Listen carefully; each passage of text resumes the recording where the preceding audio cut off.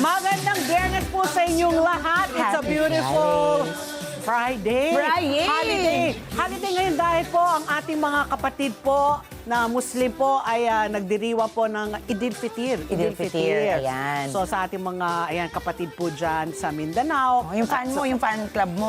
Di ba taga Mindanao siya? taga Mindanao. So ang luwag-luwag ng traffic, Ay, di ba? Walang traffic. kanina. Kaya ang ganda nitong Friday na ito. Pero kami ni Ricky, samahan niyo pa rin po kami, please. Please.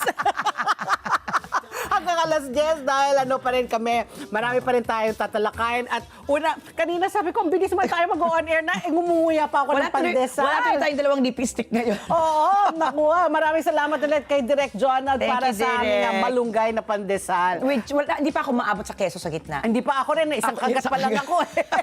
Ay, pero ni wala John, ka. bakit? Sa akin may cheating ako. Ano Tignan mo, naman ka? Kuya Dante, ikaw talagang dahilan kung bakit nagtitin. May pansit May ako. favoritism dito talaga, diba? Pansit. Carbo overload. Kaya diba? yan, si Kuya Dante ang nagpapabigay sa akin ng extra fats in the morning. So sana, because it's a holiday, sana nga po, kayo po ay nag-enjoy ng inyong early morning, agahan. Ano kaya agahan Ano nila, bang no? masarap na agahan tayo? Nagpandesal. Oo, may pansit ako. Kanina, bago ako pumunta naman dito, ang kinain ko ay puto. Uy, wow! Yung puto from Malabon. Wow. Saan diba? saan galing yan naman na fans mo? In-order ko. Okay. Hindi, kasi yun ang pinakilala sa akin ni Kong Toby. Yung three-piece oo. niya, Ang sarap di ba? ng three-piece niya. Yung puto, pansit, at patis. Patis, oo. So dahil nagustuhan ko talaga yung puto, pag nagka-crave ako, nag-grab Nag-order food. ka?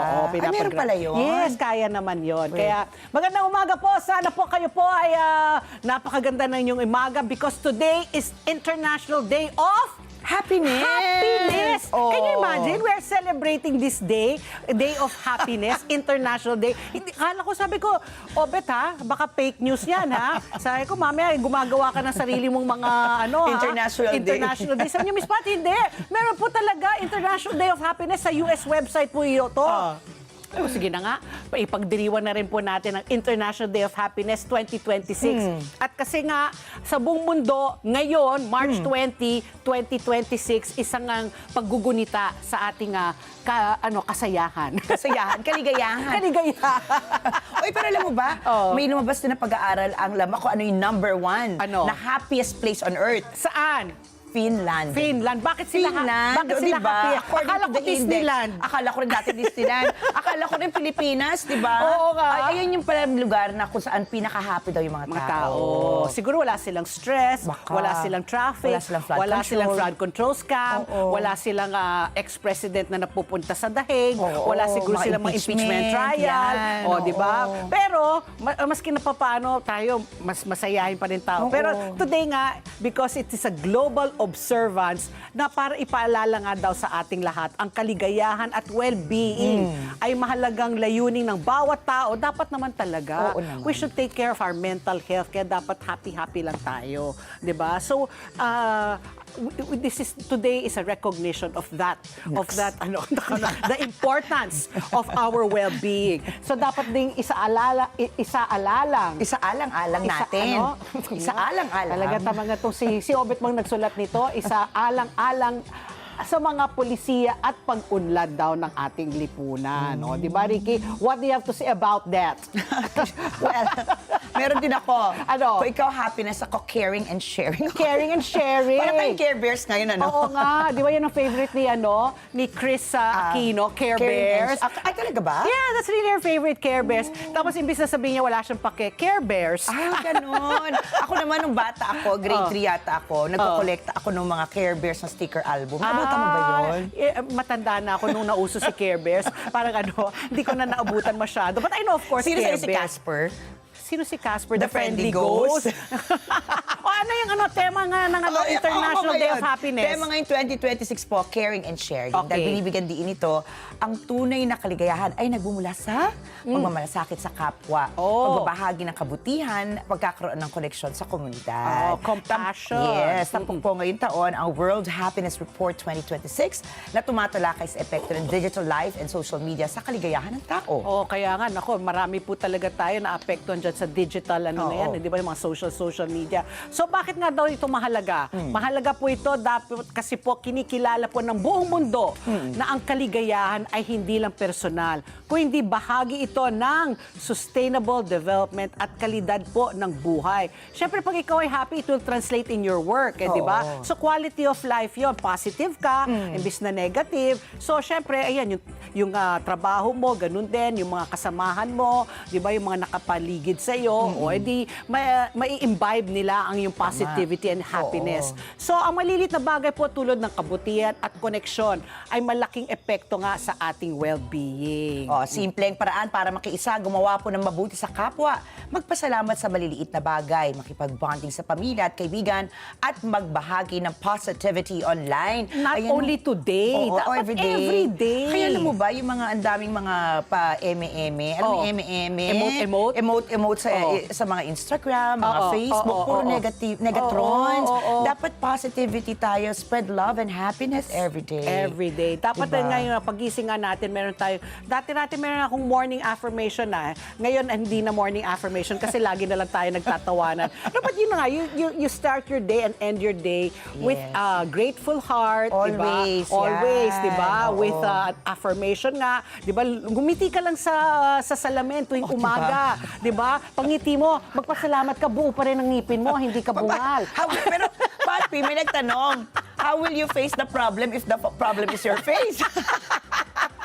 Paano ka Ay, di maghanap ka, di about face.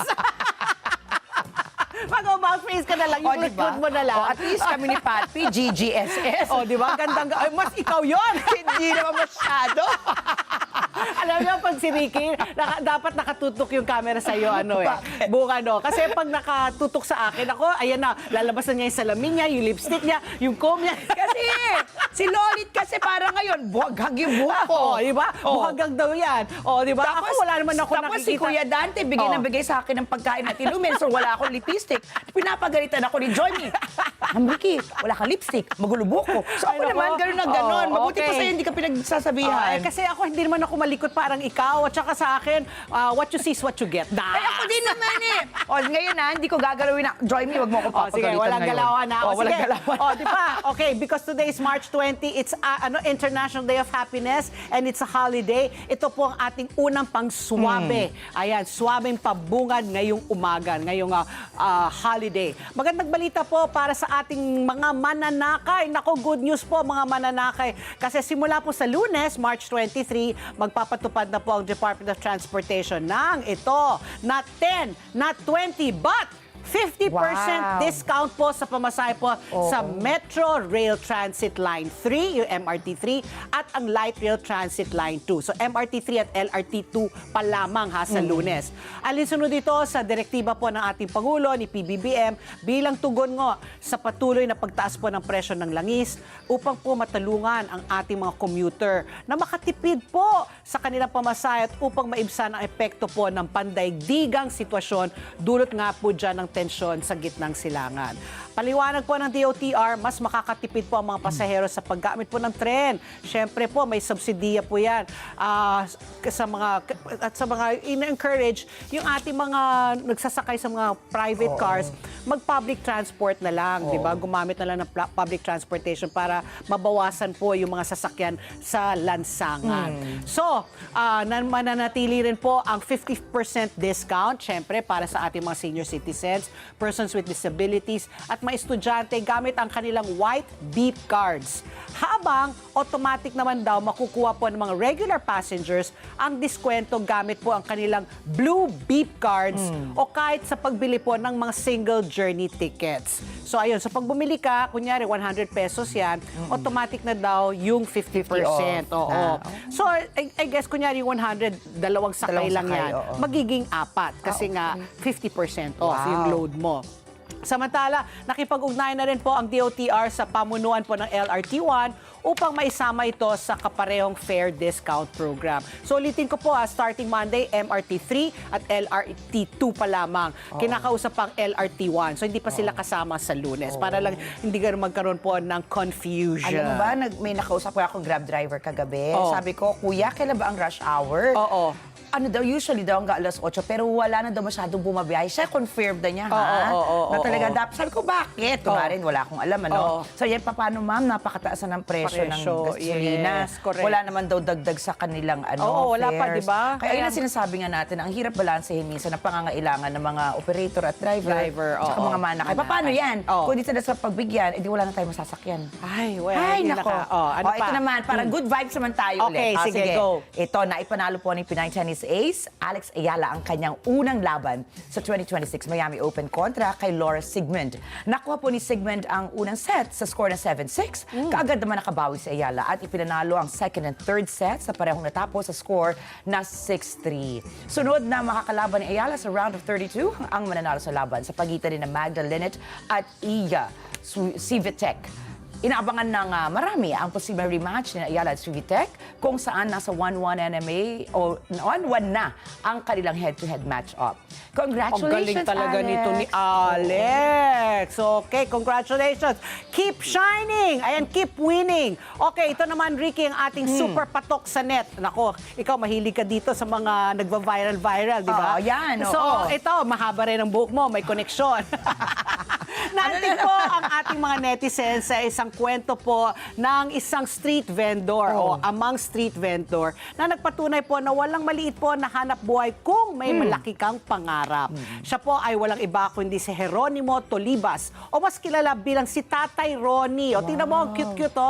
Si Tatay Ronnie ay nagtindero po na makukulay na scrunchies. Wow. O, di ba? Ikaw yung mga mahabang buhok, pag nagpo-ponytail, yan gamit nyo Yan, scrunchies. O, di ba? Nauso yan ng 80s, di ba? Oo, hanggang ngayon, Hanggang di ba? ngayon, bumabalik Oo, na yata, Kasi oo. yung pangtali ng buhok eh. So, yung scrunchies po ang pantali po para sa mga mahahabang buhok. Wow. Yes, pambabae yan, Oo. pero sabi nga niya, diskarte yan at hindi niya kinahihiya ang kanyang trabaho. Sa araw-araw po nagpagtitinda dyan sa monumento, aba, tingnan mo naman, nairaos ni Wow. Tatay Ronnie ang pag-aaral ng kanyang anim na anak. ha? Oo, Wow, di ba? ayan sila, ayan Kalahating sila. dosena. Uy, kinalabutan ako dyan, no? Di ba? At lahat po sila ay nakapagtapos pa. O, college graduate.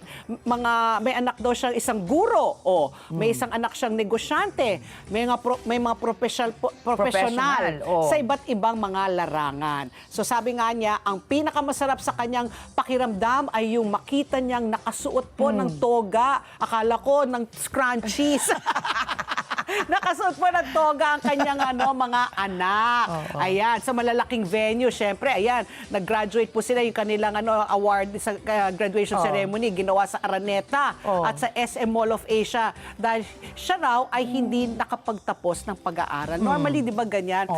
Talagang, kasi bilang magulang, pwede mo lang talagang iiwan sa mga anak mo ay pag-aaral. Edukasyon nila talaga, Edukasyon, no? Lagi oo. sasabi ng tatay ko, Oo. pwede daw mag-iba ang ihip ng buhay, Oo. pero pag iniwan nila sa'yo ay isang edukasyon. Oo. Ayun daw mabibit-bit ko kahit saan. Correct. So ito po ang life lesson po ni Tatay Ronnie na huwag daw mahiyang maghanap buhay. Basta marangal po yan. Huwag tayo manloko ng mga customer, sabi ni Tatay Ronnie. Huwag magsungit. Kahit na hindi daw bumibili yung customer. Naku, di ba, nakakainis yun? Tingin-tingin, ano? Tingin-tingin, tapos ginugulo pa yung display mo. Tapos wala madumi pa yung namang- kamay, puro Oo. mantika na yung Tapos scrunch magkano ni to? Tatay? Kunyari sabihin 100. Hay, wala na bang tawad? Hindi ba pwede 50 pesos na lang? Di ba? Minsan maiinis ka sa ganun eh. Ikaw ba hindi ka tumatawad? Hindi, tumatawad. Ano ko yan eh? Specialty ko yan. At syempre, yung pinaka-importante daw, ipaglaban daw ang edukasyon para sa mga anak. Kaya mabuhay ka, Tatay Saludo Ronnie. kami kay Saludo po Tatay kami Ronnie. talaga. Magkano kaya niya binebenta yung kanyang mga Siguro scrunchies? 50. Pero ba? mukhang malaki siguro nasa 75. Baka, siguro sabi niya, sige, 50 ang isa. Pag bumili ka ng dalawa, 90 pesos. Kung bumili ka ng isang dosena, o baka 500 pesos, di ba? Para pang wholesale. Pero akalain mo, makakapagtapos ka ng pag-aaral ng anim na mong anak through scrunchies, Scrunchies, Samantalang correct. ibang magulang, talaga Oo. pinapabayaan nila yung mga anak. Kaya dito ka, inspirasyon talaga si Tatay Ronnie, ano? Yes. Ito Okay, naman. weather girl, ano ang weekend natin? Giniginaw ka weather? ba? Ginaw na ginaw. Naka naman. Narinig niyo yan? Giniginaw. Direk, narinig niyo yan, ha? Pwede natin babaan ngayon ang aircon natin kasi giniginaw si Papi, hindi lang ako. Alam niyo kung bakit? Bakit? Siyempre, ang status po ng panahon ngayon, meron pa rin tayong northeast monsoon Oh, o amihan. good. Oo. Sana umabot ito sa Tagaytay ko ngayong weekend. Sana umabot sa Abril. Oo. masyado ka ng wishful thinking. Oo. Pero ngayon po ay makakaranas pa rin na maulap na kalangitan na may mahinang pag-ulan sa Batanes, Ilocos Norte, Apayao at Cagayan. Samantala, inaasahan po ang mga isolated rain showers and thunderstorms sa Metro Manila, natitirang bahagi ng Luzon at Visayas. Sa Mindanao naman, magiging maulap ang kalangitan na may kalat-kalat na pag-ulan at pagkulog-pagkidlat. Dulot naman niya ng localized thunderstorms. Oo. Samantala, pinapayuhan po ang lahat na mag-iingat sa posibleng pagguho ng lupa at biglaang pagbaha. Ang maximum temperature ngayong araw ay nasa 31 degrees Celsius na mararanasan mamaya alas 2 ng hapon at lulubog pa ang araw mamayang alas 6:07 ng Alas gabi. 7. Di ba? Yung mga natutulungan kay Patty. Oo nga. Alam mo, napansin ko, di ba, dati pag lumalabas ako ng bahay, madilim na madilim Oo. pa. Maski na Ngayon? alas 6 na. Ngayon, lumabas ka ako, 6:05. Ay, ang tirik na ng araw. Oo, maliwanag ang galing, na maliwanag na. Tirik na tirik na. Tama ba? galing. Oo, ang galing, Tama galing. ba, Joyme? Oo, ang galing, Oo. galing. Parang yung aking Google, natutuwa na tamang aking mga Ang Tagalog. talasalitaan mo ay si Joyme. Ayan. Pakita nyo nga yung itsura ni Joyme. Ayan nga, ay, pero teka lang, hindi siya prepared ngayon. Yung nakachaleko siya. Nakachaleko. Lumalaban niya maging co-anchor. Okay. Ito na po. Dahil po Friday ngayon, ayan na, inaabiso na natin ang ating mga gumagamit po, mga motorista. Magpakarga na po kayo talaga this weekend dahil ka talagang mukhang hindi pa humuhupa ang gulo po dyan sa gitnang silangan. Kaya patuloy po ang pagsirit ng mga produktong petrolyo. So ito po, base po sa 4 na araw na kalakalan po ng Mean of Platts Singapore, ito po ay estimate. Estimate again, ha? Pwedeng tumaas, pwedeng mabawas ng konti, pero sigurado po, may pagtaas po ng pagtaas, presyo. Ang diesel, tataas po, aray, ako talagang diesel, 11 pesos po kada litro. Ang gasolina naman po, 6 pesos kada litro. At ang kerosene, napaka-aray. Grabe. 13 pesos po kada litro po ang estimate oil price hike next week.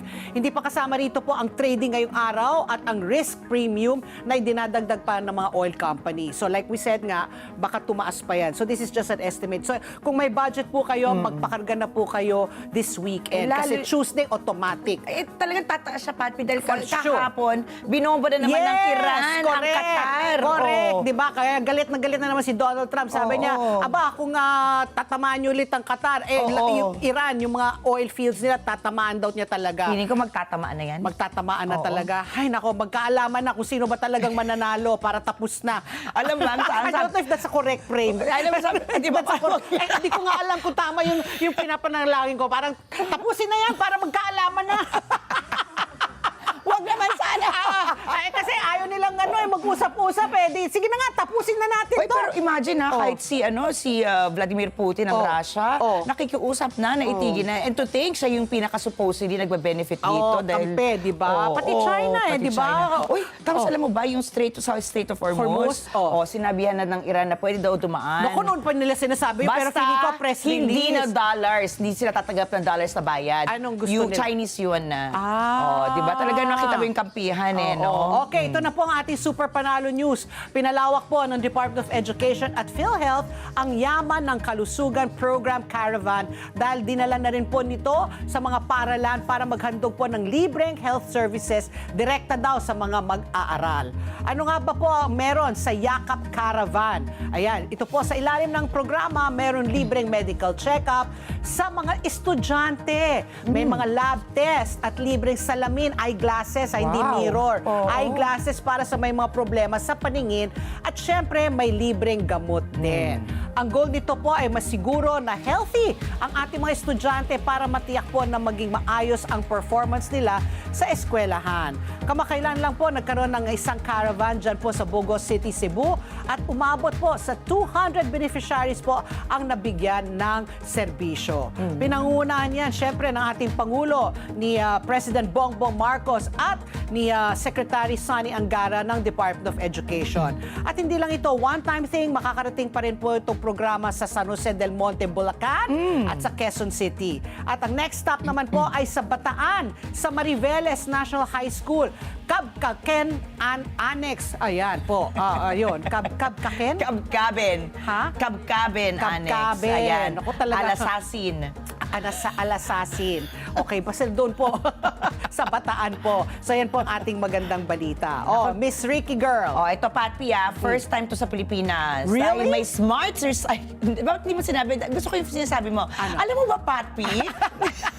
May first time dito sa Pilipinas, sabi mo? We! We! Okay.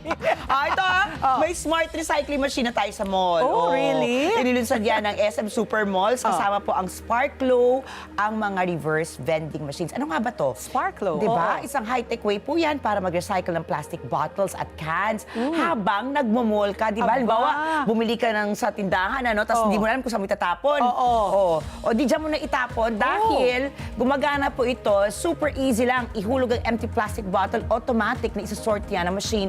At dahil properly recycled na, may rewards ka pa daw na makukuha yan. Pwede Cash rewards? O, tignan natin. Makikita ang Sparklo machine sa ilang SM malls. Kabilang po ang SM Mall of Asia, SM North EDSA, SM Mega Mall, SM Aura, SM South Mall, SM Seaside City Cebu, SM Lanang, and more to come. Dapat ang SM sa atin ay mag-sponsor na. No? Correct. O si Steven Tan. Tito Ian Matay, hello ng Oo nga, SM. Podium, diba? Sa Podium diba? siya. Sana mag-sponsor ka naman dito. Dahil plano po magdagdag ng 30 more machines sa iba pang SM malls. Big deal talaga yan, Patpi, diba? Siyempre, oo. Dahil makatutulong yan na mabawasan ng plastic sa landfill. Sana kung pwede lang magtapon ng I plastic wonder na what tao. they will do with it, no? What happens? Do they, when you put it You in the crush machine, it? does it get crushed? Oo. Or they recycle it, they clean it so that it can be reused? Ay, pwede Ano natin. kaya? Ano kayang magagawa Tingnan natin kung dyan? ano kaya makikita. Tingnan natin loob ng makina, paano Oo, ginagawa, oo, oo. Tapos magiging habit pa natin ang pag-recycle. At syempre, mas madali at mas accessible ang pagiging eco-friendly. Alam mo dati nung sa States, nung nakatira ako sa States, yung mga soft drinks in can, may dadalhin mo siya, meron siyang mga malapit sa mga supermarket, ipapasok tapos kinakrush Nag-flatten, niya, diba? diba? Parang yung mga kotse, diba? Yes. Pina-flatten din sa mga tapos, win-away, tapos Oo. parang may cash incentive rin yun eh. So kunyari, naka-1 kilo ka, kunyari equivalent to $1, whatever. oo. So, yun, iniipon-ipon, diba? Para meron kang pera. So ito, parang may nakita ko dun sa machine, may input mo ng cellphone number. Parang meron nga O, no? diba? May So I wonder incentives if it's ka a cash or Oo. may points yun Points na pwede system, mong gamitin. Oo. Oo. Pero whatever it is, importante talaga rin mag-recycle tayo. Actually, mas dapat i-encourage natin na wag na tayo mag-plastic bottle Actually, di ba? oo. Para yung ating kalikasan yung pagtapon sa mga landfill, mabawasan. Laki ng Di ba? problema Magdala na lang tayo ng mga water jug. Uso Yun ngayon na lang. yan. Oo, uso yung pagandahan. Di ba? Pakulayan. Ayun pa. Yung iba nga nilalagyan pa ng stickers yan. Mga tumbler, Oo. di ba? Tapos yung mga keychain. Oo. Ang cute pag ako, may mga nakakasabay ako mga estudyante. Oo. Tapos nakikita ko yung mga water jug nila. Nakakatuwa kasi you buy it in parts so that di ba it can be multicolored. Yes. The Ah, cap. pwede yun? Yes. There are brands. There's so many brands. So ito yung bote, Oo. di ba? Yung jug. Tapos yung cap, ibang kulay. Tapos yung puwit, ibang kulay. Kung gusto mo monotone, pare-pareho. Wow, So you okay. can mix and match. Kaya very na siya. Ang very... likot din ng utak ng mga bata Oo, ngayon, Pero ha? maganda yan, nag-change ng mindset na ngayon, Yes, correct, di ba? Okay, ito na po. Batay na po. Ito, ang saya ka ba, Patpi? Hindi. Alam mo, itong buong linggo, mapurok ang aking puso. Marupok. Ano? Marupok. Bakit ka marupok? Tama po ba ang kanya? Joymie, tama ba marupok? Ba't ka marupok? Kasi... Broken. Kasi nga tingnan mo naman yung palitan ng piso kontra dolyar. Pag marupok, Patpi, pag marupok, brittle ba? Ganun ba, Diba, brittle? marupok is brittle. Parang, Isn't it? ang alam natin sa marupok, di ba, yung halimbawa... Kaya nga, brittle nga. Madaling masira. Peanut brittle. Pagpasensya na kami ni Ricky, it's a Friday and it's a holiday. Holiday mode rin ang aking utak. Okay, ito po, masakit. Kaya marupok nga ang aking puso dahil po, ayan na, tumawid na po ang ating piso kontra dolyar. Sumadsad na sa pinakamababa po talaga ang ating Grabe. piso. 60 pesos and 10 centavos. Hindi ba aray yan? Aray talaga. Humina po ng 58 centavos po ang ating piso kontra dolyar kumpara po sa naging palitan nung Miyerkules sa halagang 59 pesos and 52 centavos. It's really so painful. So talagang lahat ng mga imported raw material natin, asahan po natin talaga tataas ang bilihin kasi nga yung exchange rate, 60 pesos na po. Ito na po ang pinakamatinding ang pagbubulusok ng pera laban ng piso laban po sa dolyar. Nilalagpasan nito ang huling na itala noong March 16 sa 59 pesos and 87 centavos. Narito naman po ang palitan po ng piso kumpara po sa mga iba pang currency. Sa Japan yen, 37 centavos. Sa euro, 68 pesos and 31 centavos. Hong Kong dollar, 7 pesos and 59 centavos. At ang Saudi Riyal, 15 pesos and 86 centavos. So aray-aray, nako, pati yung pera po natin, alam po natin noon pa tayo nagrereklamo na talagang sinisikip na natin yung sinturon. Pero baka ngayon talagang ewan ko lang. Pero alam mo, ito pa nga di ba mababa na nga yung, supposedly, di ba masaya yung mga OFWs, pag ganyan, mataas yung dolyar. Pero alam ba, ito yung pinakamababang remittance ngayong taon Kasi ng mga wait and see rin, OFWs. diba? Diba? So, sinong, talaga masakit talaga itong even pagtaas. tumaas nga yung exchange rate, pero pag ipadala nila dito, hindi ibig sabihin na mas marami silang pera. Kasi nagtaasan rin ang mga presyo ng mga bilihin, di ba? So, it's not like kumita sila. Tama. Di ba? Baka malaki nga yung exchange rate, kaya because the inflation rin tumataas, yung mga binibili rin nila, tumataas rin. Okay, and like I said, it's a holiday, but Ricky and I are here up to 10 a.m. Naka naman. We have 3 issues to discuss. Ay, gusto ba natin mag-FM na ba tayo? Mag-ano na lang tayo. Sige, okay. Issue number 1, Ricky Ito Girl. nga, tuloy pa rin po ngayong araw ang tigil pasada ng piston para kalampagin ang pamahalaan at tanggalin ang excise tax at VAT. Gayon din po ang dagdag pasahe na 5 piso na matagal nilang hinihingi. Samantala, lalo napikon ang transport group na Manibela matapos bawiin ng pamahalaan ang dagdag pasahe sa mga PUV kahapon. Kamustahin po natin ang ating mga public transport group sa hanay ng mga jeepney drivers at operators dahil may nakaamba na naman na dagdag presyo sa produktong petrolyo sa susunod na linggo. Ang tanong, kaya pa ba nila? Kasama po natin mamaya si Marvel Buena, ang presidente po ng Mananakay at nagkakaisang terminal ng transportasyon o Manibela. Ayan po, kasi ginto na, naging bato pa, di Ayun ba? na Sabi nga. nga natin, pinasuspend. So anyway, pag-usapan po natin yan, kasama natin mamaya si Mar, anong saloobin ng ating mga jeepney driver at operator. Issue number 2 naman po natin, ito po, masakit talaga rin po. Pinag-aaralan ngayon sa Senado ang posibilidad na patawan ng pananagutan ang mga magulang ng mga estudyanteng sangkot sa bullying. Diba? Parang kung ikaw, anak mo ng bully, ikaw bilang magulang, meron ka rin accountability dapat. meron kang karapat, Meron kang responsibilidad, accountability. Yes, correct. Kasabay po ng panawagan para po sa mas mahigpit na hakbang laban sa lumalalang kaso nito sa mga paralan. So pag-usapan po natin yan dahil po batay sa pag-aaral ng Second Congressional Commission on Education o EDCOM, kulang ang kalaman ng mga magulang at hindi daw sapat ang mga programang gumagabay sa kanila.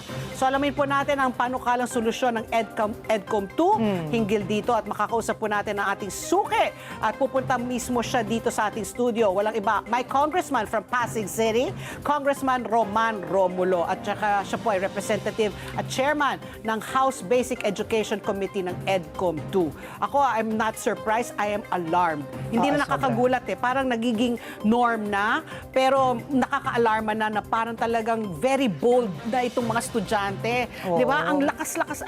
Ewan ko kung saan sila kumukuha ng lakas ng loob. Akala ko nga, bumaba na yung incidents ng kasi bullying. mas may awareness diba? na, no? Pero marami tayong nakitang mga video, di ba? Mga babae na pinagtutulungan. Alam ba, hindi na ba kung isa lang? Ay, ina nga. Pinagtutulungan Parang pa. gang talaga sila, no?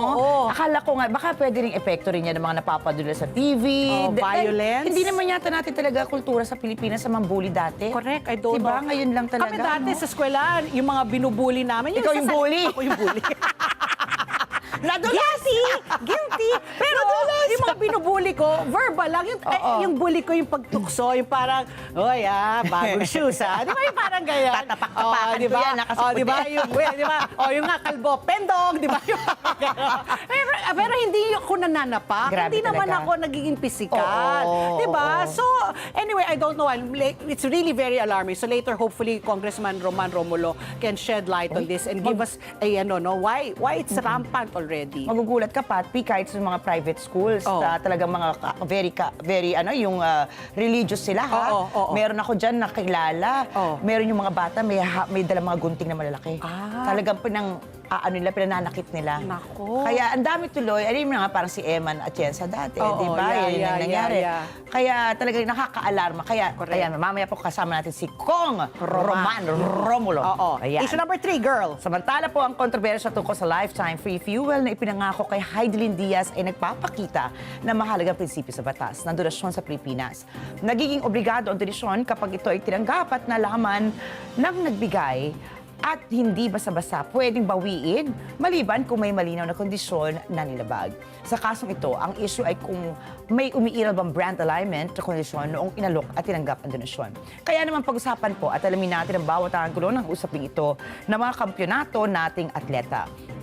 Makakaparehan po natin mamaya. Balita ko, pogi to. Pogi because pamangkin ko Sabi ko yan.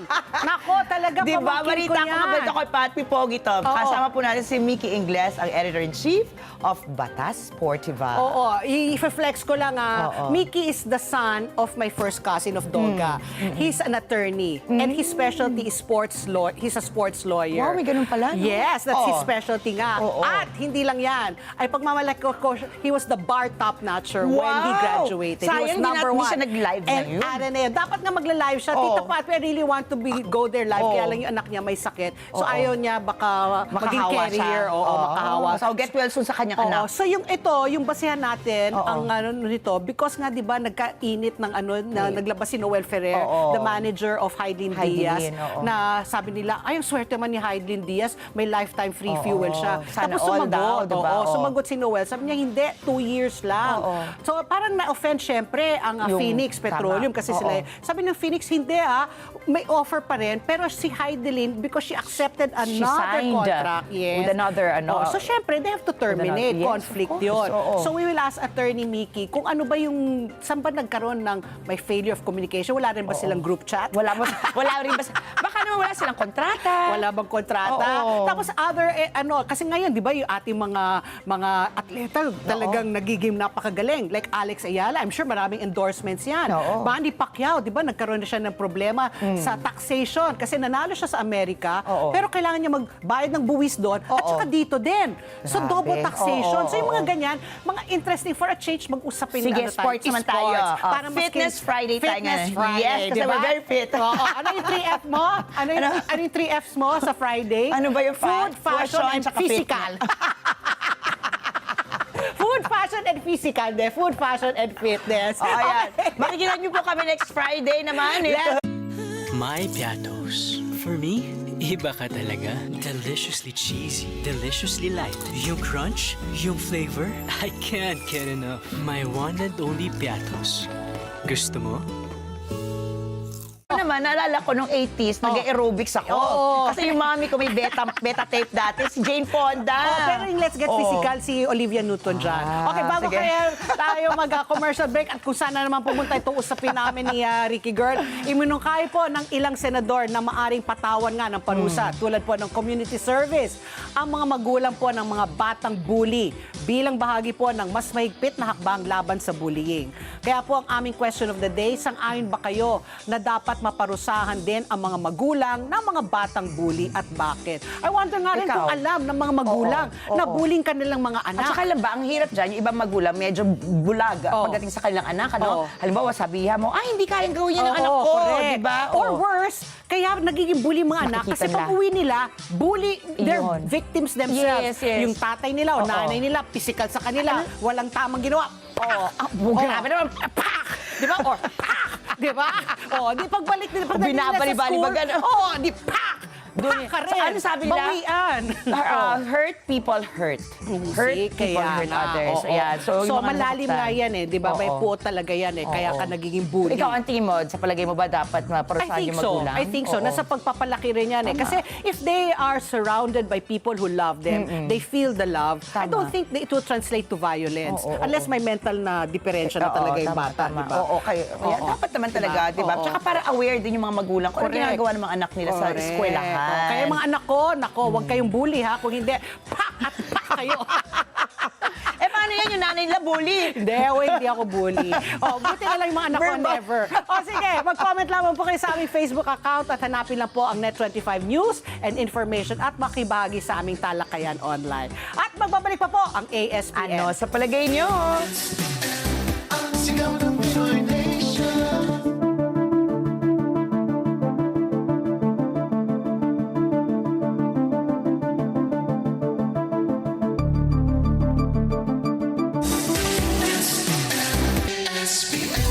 Oras! Alas 8:38 na po ng umaga. Alam niyo po ba na sa dami ng oras natin sa gadgets at computers, mas napapagod ang ating mga mata. Buti na lang, may iBerry na tumutulong mag-protect laban sa eye strain and oxidative stress. Kaya, kung gusto mo maalagaan ang iyong paningin, mag-iBerry na araw-araw. Oras muli, alas 8:39 na po ng umaga. Silipin na natin po ang mga maiinit at nagbabagang mga balita ngayong Biyernes. Thank God it's Friday, March 20, 2026. Mabilis na po tumaas ang presyo ng enerhiya at bumaba ang stocks sa iba't ibang merkado matapos atakihin ng Iran ang ilang pasilidad ng enerhiya sa Gulf at nagbabala pa ng mas maraming pag-atake bilang ganti sa pag-atake sa isa nitong pangunahing gas field. Nagulat ang Qatar ng malawakang pinsala sa pinakamalaking liquefied natural gas facility sa mundo kasunod po ng pag-atake ng Iran. Nagdulot ito ng pangamba sa supply ng enerhiya para sa buong mundo at sa posibilidad ng mga bagong pagbabanta mula kay US President Donald Trump laban sa Iran. Inatake po ng Tehran ang Ras Laffan LNG facility ng Qatar bilang ganti sa pag-atake ng Israel sa South Pars gas field ng Iran. Nagbabala si Trump sa Iran na tigilan ang mga pag-atake sa Qatar kung hindi ay pasasabugin nito ang buong South Pars gas field. Wow, Grabe. that's a really a threat. Sa isang social media post, sinabi po ni Donald Trump na walang alam ang Washington sa pag-atake ng Israel sa South Pars. Hindi na rin anya aatakihin ang Israel ang South Pars maliban na lamang kung ipagpapatuloy ng Iran ang pag-atake sa Qatar. Dahil po sa pangamba sa supply ng enerhiya sa buong mundo, sumirit na po ang presyo ng petrolyo sa Europa ng mahigit 30%. Tumaas naman po ng 7% ang Brent crude oil. Tinawag po ng Qatar na mapanganib at irresponsable ang pag-atake. Tinawag naman ito ng United Arab Emirates na delikado at nagpapalala ng sitwasyon. Nangyari po ang pag-atake ng Iran sa Qatar kasabay po ng pagsasara ng Abu Dhabi sa operasyon ng isang gas facility dahil po sa mga bumabagsak na piraso ng mga missile. Inulat naman po ng Kuwait na nagkaroon po ng drone attack sa dalawang oil refinery. Naharang naman po ng Saudi Arabia ang ilang drone na patungo sana sa ilang infrastrukturang pang-enerhiya. Naapektuhan na po ng lumalalang tensyon ang equities. Bumaba po ng mahigit 3% ang stock market po sa Tokyo at 2% naman po sa Seoul. Bumaba din po ang stocks sa Hong Kong, Shanghai, Sydney, Singapore, Taipei, Wellington, Mumbai, Manila at Bangkok. Inulat naman po ng ating Pangulo ni PBBM na naghahanap ang pamahalaan ng mga alternatibong pagkukunan ng mga produktong petrolyo. Tiniyak din niya na walang dapat ipag-alala ang publiko pagdating po sa supply ng pagkain at langis. Tuloy-tuloy niya ang pagmumonitor ng pamahalaan sa mga presyo at sa pagbili ng supplies. Nais po ng Pangulo na dagdagan ang supply ng raw material para sa pagpapatakbo ng mga power plant ng hanggang 2 o 3 buwan. Sapat pa naman ang supply ng raw material pero nakikipag-usap na sila sa iba pang mga bansa para makakuha ng karagdagang supply kabilang na po dyan ang coal. Muli anyang bubuksan ng pamahalaan ang importasyon ng coal para masigurong hindi maubusan ang mga power plant ng Pilipinas. Nauna na pong inaprubahan ng Pangulo ang Memorandum Circular No. 114 na naglalayong pababain ang konsumo ng enerhiya sa bansa. Inatasan po ang mga ahensya ng pamahalaan na bawasan ang konsumo nito ng kuryente at gastos sa petrolyo ng 20%. So talagang kailangan talaga lahat, whole of nation approach. Lahat po talaga tayo dapat mag-conserve, magtipid talaga po, di ba? Kung hindi necessary, wag na. Forget about it. Huwag na lalabas kapag hindi naman kailangan, Correct, di ba? oo. Mga ilaw, pag hindi ginagamit, Oo. patayin. Kung kaya, ventilador, wag na mag-aircon, ventilador na lang. Kung hindi kaya, magpaypay, di ba? Lahat Kung may solar kayo na Solar, di ba? oo. Solar lights, Correct. ayan. O samantala po, naghayag na malalim na pagkadismaya ang mga transport Group sa pagsususpindi ni Pangulong Ferdinand Marcos Jr. sa pagkataas po ng pamasahe ng ilang uri ng public utility vehicles. Nagbabala po ang mga transport group na pwedeng mapalapit sa tuluyang pagkalugi ang mga PUV drivers and operators ng suspensyon, lalo pa at patuloy ang pagtaas ng presyo ng mga produktong petrolyo. Pinasuspindi ni Pangulong Marcos ang pagkataas ng pamasahe na inaprubahan ng Land Transportation Franchising and Regulatory Board o LTFRB dahil kailangan umanong ilayo ang publiko sa karagdagang pabigat. Ayon po sa transport group na Piston, ang value-added tax at excise tax sa mga produktong petrolyo ang dapat sinuspindi ng Pangulo. Isinusulong naman ng Bagong Alyansa Makabayan ang pagpapataw ng wealth tax. Ayon kay Bagong Alyansa Makabayan Secretary General Mong Palatino, mainam na buwisan ang mga bilyonaryo. Bakit hindi ba? Binubuwisan din naman sila. Oo, dagdagan. Dagdagan, ano? Sinabi rin niya na dapat ilipat sa mga social services ang pondo para sa pork barrel. Kahapon po ay nagsagawa ng kilos-protesta ang sektor ng pampublikong transportasyon sa Metro Manila, Southern Tagalog, Bicol, Panay, Cebu at San Negros. Ayon sa Piston at mga kalyado nito, naging matagumpay ang kanilang kilos-protesta. Iniulat naman ang Metropolitan Manila Development Authority or MMDA na hindi masyadong nakaapekto ang transport strike sa mga commuters. Ayon sa Philippine National Police o PNP, naging mapayapa naman ang transport strike. Ayan, Kaugnay. kaugnay ng balitang Oo, yan. oo. Makakausap na po natin si Marval Buena, ang presidente po ng Mananakay at nagkakaisang terminal ng transportasyon o Manibela. Magandang umaga po, Kamar. Welcome back sa ASPN. Good Kamusta na morning po kayo? po, Kamar. Good morning po, Ma'am Pat. Good morning, Ma'am Ricky. And good morning po sa ating mga sumusubaybay po ngayon at nanonood. Oo, kasi nga kahapon kausap naman po namin si Ginong Alex Yage, no, sa mga bus operator po. Sabi ko nga, ginto na, naging bato pa dahil dapat kahapon, 'di ba, ipinatupad sana yung fare increase. Pero nga binawi po ng ating pangulo dahil nga sabi niya hindi ito yung panahon. Naiintindihan naman natin kasi nga marami po sa ating mananakay maapektuhan, no, dahil ka sa pagsirit po ng pamasahe. Pero kayo po, sa hanay po ng ating mga jeepney operators at mga jeepney drivers, kamusta po ang inyong kalagayan? Naging successful ba ang inyong kilos protesta kahapon? Ma'am Pat, hindi po kami kasama dun sa transport strike na ikinasa ng grupong Piston. Pero baka itong mga susunod na araw o susunod na linggo ay kasama na rin tayo. Alam niyo po, ang umaaray po ay mga driver, pero ang pinakinggan po, Ma'am Pat, ay mga mananakay. Kung ikukumpara natin sa taas ng diesel ngayon, naglalaro na po ito sa 50 to 55 pesos po ang in-increase sa loob lamang ng halos 3 linggo. Correct. At papasok na tayo sa 4 na linggo. 55 pesos ang itinaas ng petrolyo, piso ang inaprubahan ng ating pamahalaan. Nagreklamo yung ating mga kababayan, binawi ng palasyo yung piso. Napakalayo po, Ma'am Pat, Ma'am Ricky, na 55 pesos doon sa piso o 2 pisong idadagdag. Alam natin na masakit din ito sa bulsa ng ating mga kababayan. Naiintindihan po namin yun.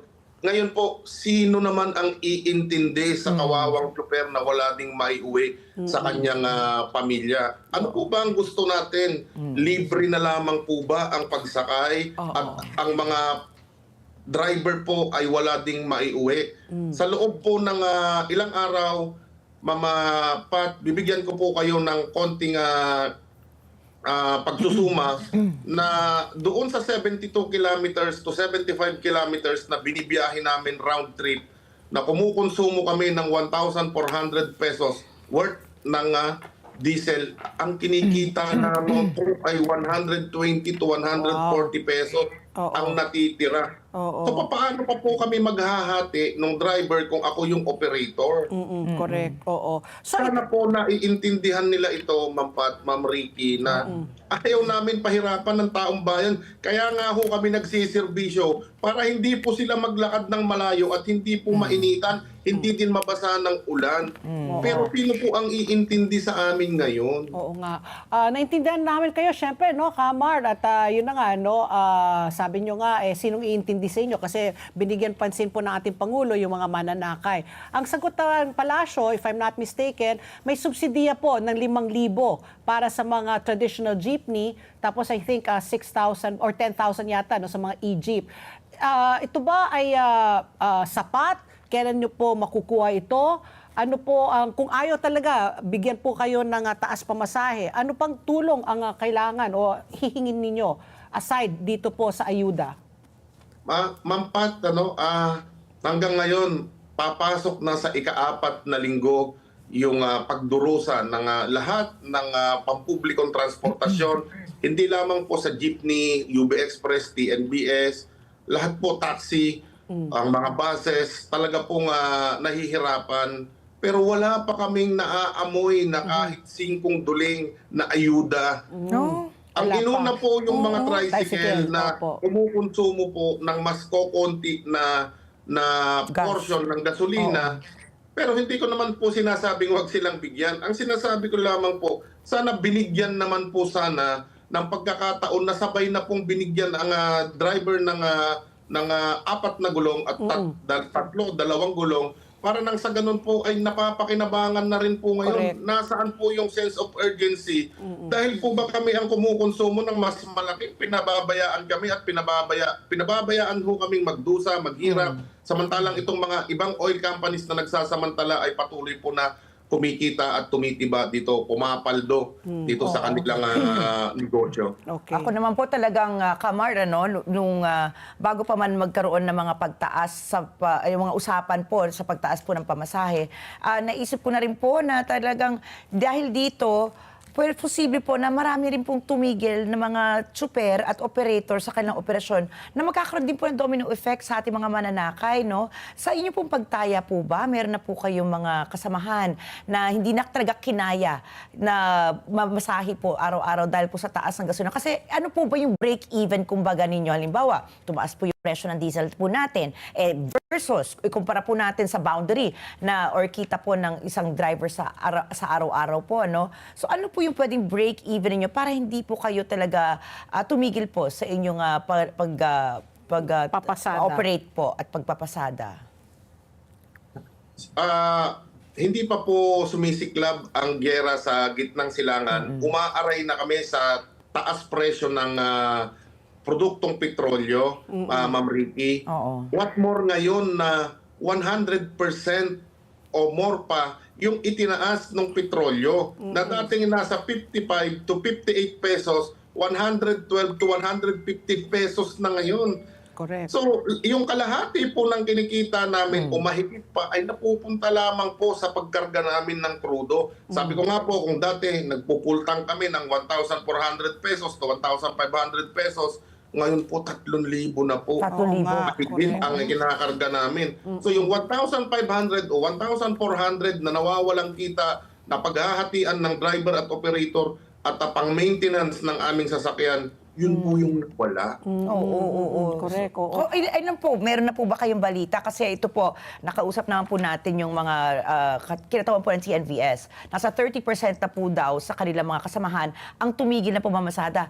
Ang good thing lang, dahil dito, wala po tayo, nabawasan po, naibsan po yung traffic natin sa kalsada. Pero ibig din po sabihin, nung may kausap din po akong kagabi na TNVS, sabi niya, kasi talagang tumigil na yung iba dahil hindi na kaya na talagang makipagsabayan yung kailang pagmamaneho sa taas po ng presyo ng mga gasolina, no? Sa inyo po ba, sa inyong hanay po, meron na po ba tayong datos kung ilan na po talaga yung hindi na kaya makisabay po dito sa pagtaas ng presyo ng gasolina?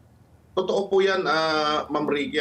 Sa hanay pa lamang po ng Manibela ay halos 20% na po ang nagtigil. So kung susumahin natin sa ibang grupo na talagang nagpaabot sa akin ng na marami na talaga ang gustong tumigil at titigil, ay siguro aabot na ito sa 30% ang titigil. Tama po yung datos ngayon ng MMDA na malaki po ang iniluwag ng ating kakalsadahan. Dahil nga po, ayaw na pong bumiyahe. Hindi dahil nag-i-strike kami, hindi dahil ayaw naming magserbisyo sa taong bayan, hindi dahil gusto naming makasakit o gantihan ng gobyerno, dahil wala na pong kinikita, lugi pa.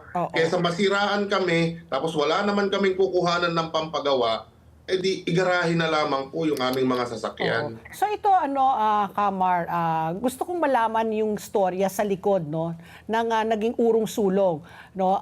Nung Tuesday nag-anunsyo po si Vigor Mendoza II na effective Thursday, March 19, taas presyo, 'di ba? Pamasahe piso sa mga traditional, 2 piso sa mga electric.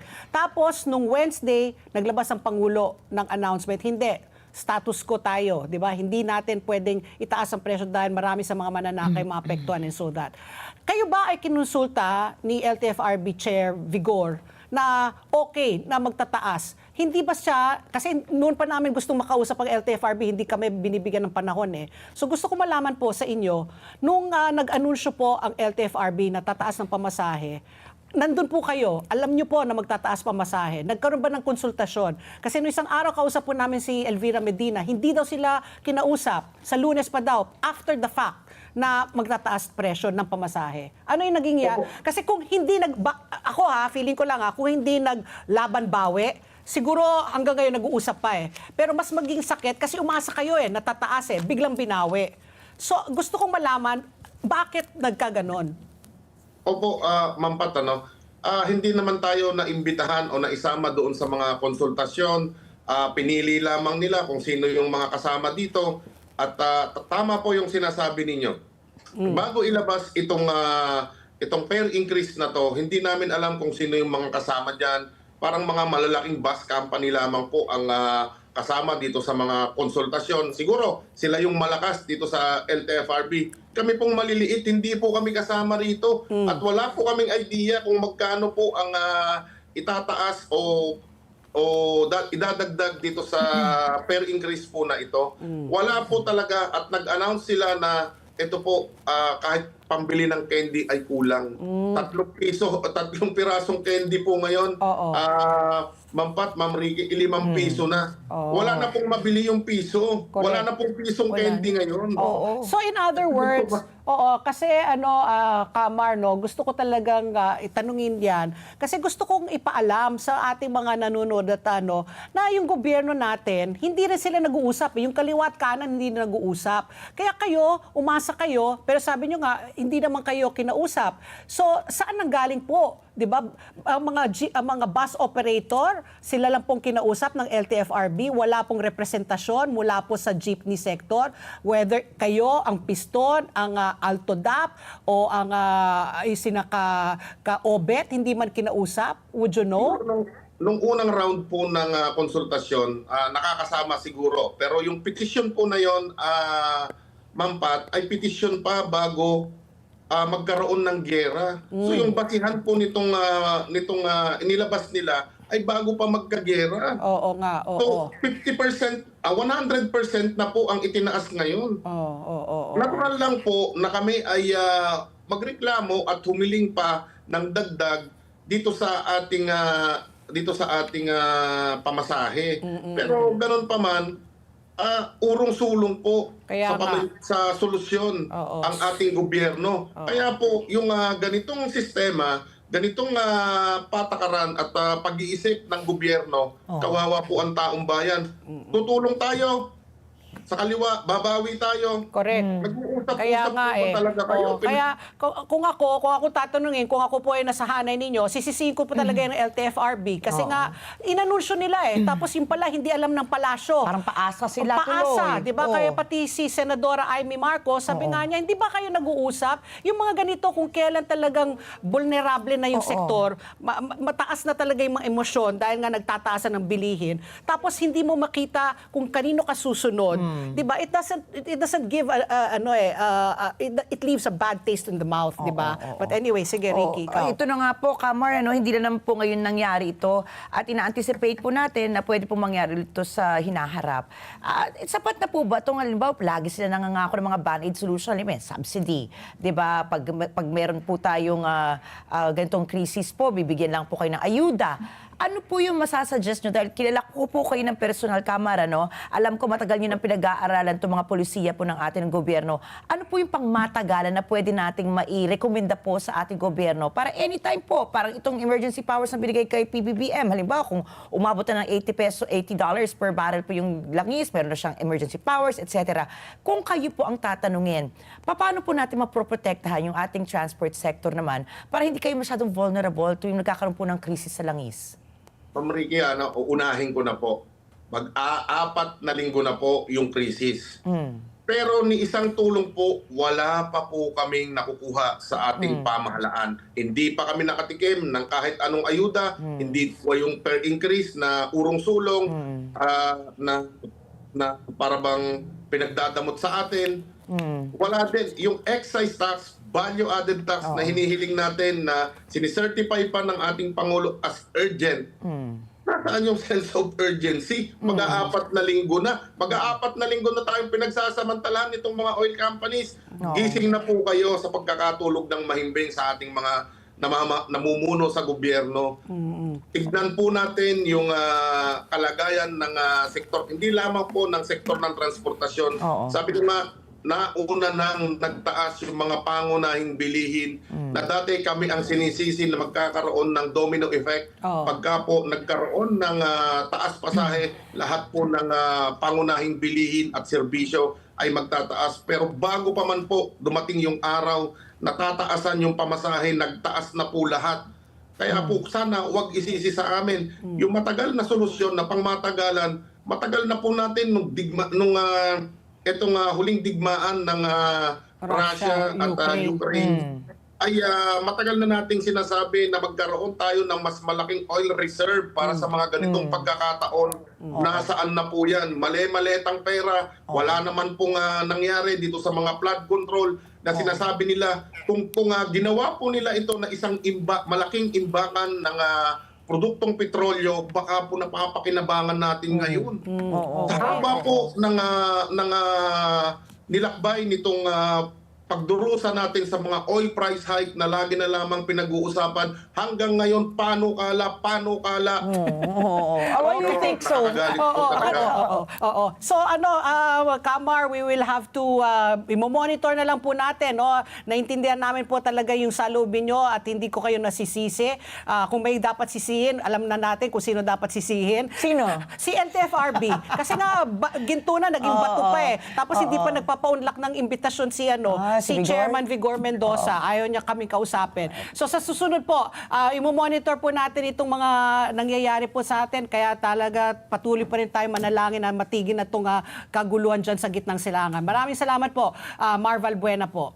Maraming salamat, Kamar. Maraming salamat po at mabuhay po kayo. Mabuhay. Oras, alas 9:01 na po ng umaga. At sa aming pagbabalik, makakausap naman natin po si Congressman Roman Romulo tungkol po dito sa tumitinding mga problema po ng bullying sa eskwelahan. Sa pagbabalik po yan ng ASPN. Pero bago po yan, as Kings Empire Corporation celebrates its 7th anniversary, may 1 milyong pasasalamat raffle promo ang handog para sa inyo. Kings Empire Corporation 7th anniversary celebration, 1 milyong pasasalamat, balik lakas, balik sigla, hatid ay pag-asa at saya Raffle Bonanza 2026. 5 lucky winners po ang mananalo ng 1 milyon cash prizes po ang ipamimigay. Plus 21 consolation prizes ang makakatanggap po ng business package mula po sa Kings Empire Products. Bilang pasasalamat sa 7 taon ng tiwala at suporta, ito po ay para sa inyo.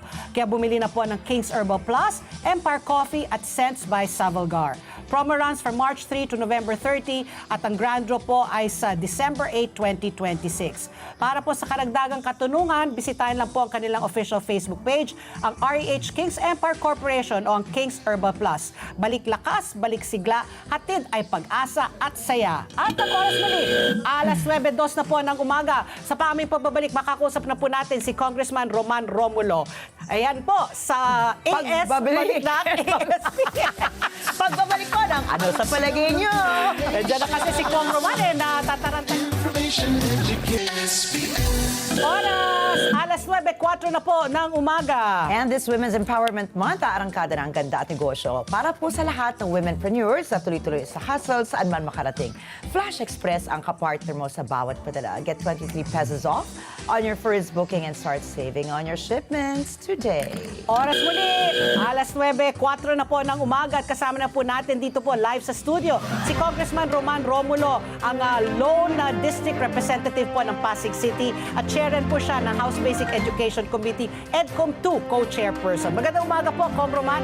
Welcome back to ASPN. Yes, morning po. magandang umaga, Patty, Ricky, and sa lahat ng nakikinig. Good morning po sa ating lahat. Oo nga, maski na holiday, buti na lang pinaunlakan mo kami. Pero kami po ay napatawag kasi nga po, Kong Roman, no, hindi na surprising very alarming. Nakakapangamba na talaga po yung mga nakikita naming videos po na kumakalat na isang estudyante, no, parang pinagtulungan ng mga kaklase niya sa classroom, binugbog. At because of that, nagkaroon ng hearing sa Senado, sabi nga nila na parang, this has to stop. No? Dapat panagutin na rin, managot na rin ang mga magulang nitong mga bata na nambubuli. So my first question to you, Kong Roman, is it very rampant or are these isolated cases of bullying because social media now is, very prevalent? Or you think na ma-magnify lang?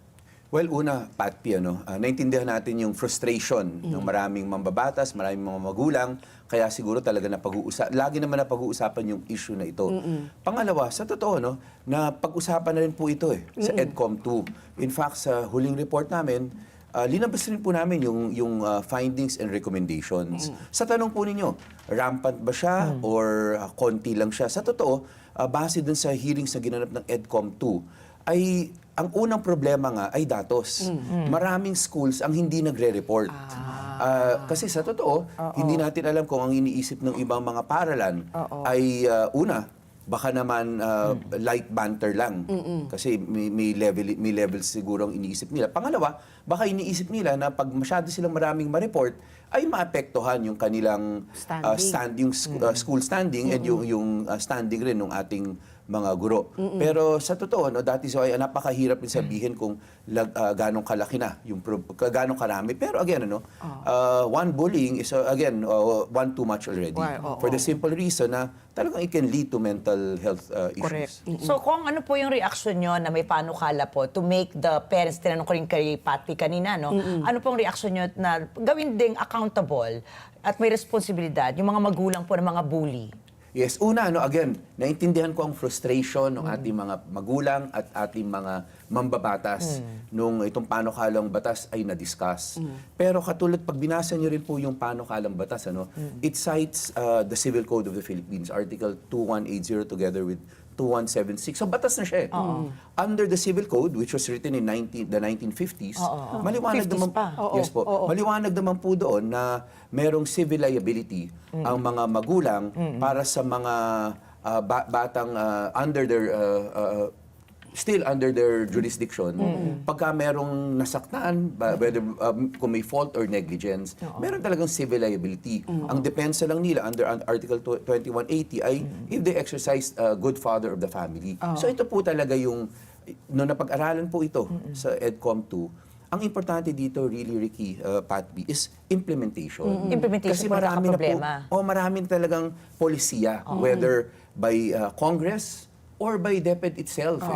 Una, ang DepEd, sinasabi na natin matagal na, dapat matanggal na sila dun sa pag-iisip nila na ang core function nila ay simply academics. Ang core function ng DepEd is not ang schools po natin. Ang core function nila is not simply academics, pero providing for a safe environment. Hindi po katulad, minsan kasi yung attitude na basta ayusin natin ang curriculum, turuan natin, hindi po yun lang Talagang safe environment is a core function of schools At pag yun po, na-invite talaga, may change of attitude towards that, mamamonitor nila properly at yung policies which are written in various laws, implementing rules, baka naman pwede na nating maumpisang implement ng mabuti. I'm just curious kung nabanggit mo nga 50s pa yung ating batas na nagtatalakay dito. Ay, civil code. Yung civil code po natin, di ba? And also, the Anti-Bullying Act was over a decade ago when it was first created. Tama po ba, no? That is correct, Yes, Ricky. pero so is it time to revisit po yung mga batas na meron po tayo given the changes in the environment now and the landscape of the students in the Philippines? Sa totoo, Ricky, always, it's good na review natin ang mga lahat ng batas natin. Opo. The 2013 anti-bullying law, in fact, was examined by EDCOM 2. Okay. And based on the discussions, based on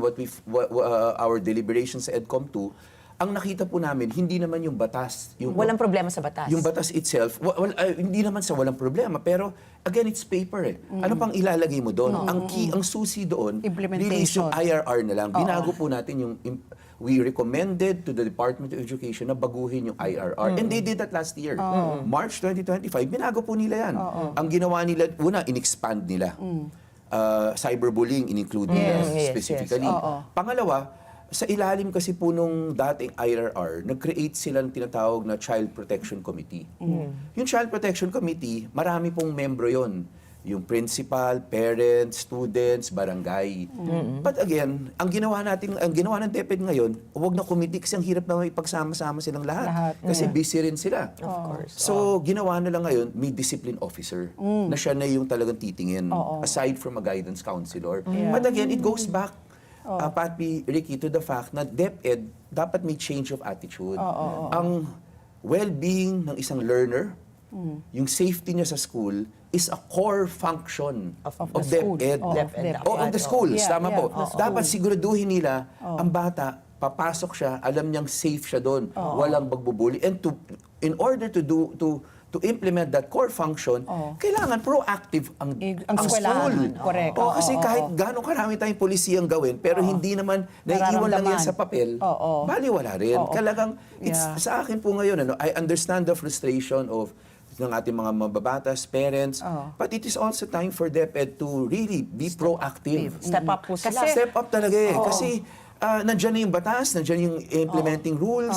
It's a matter of monitoring aggressively what is happening, taking a look at, kasi that's a core function of schools eh. Hindi lang naman academic, pero Kasi- safe yung environment because kung imagine, yung bata, papasok pa lang sa school, ang isang issue niya, Natatakot na. curriculum. Oh. Pangalawang issue niya, equally, natatakot siya, baka merong Bumugbog, may bully sa kanya. may bully doon.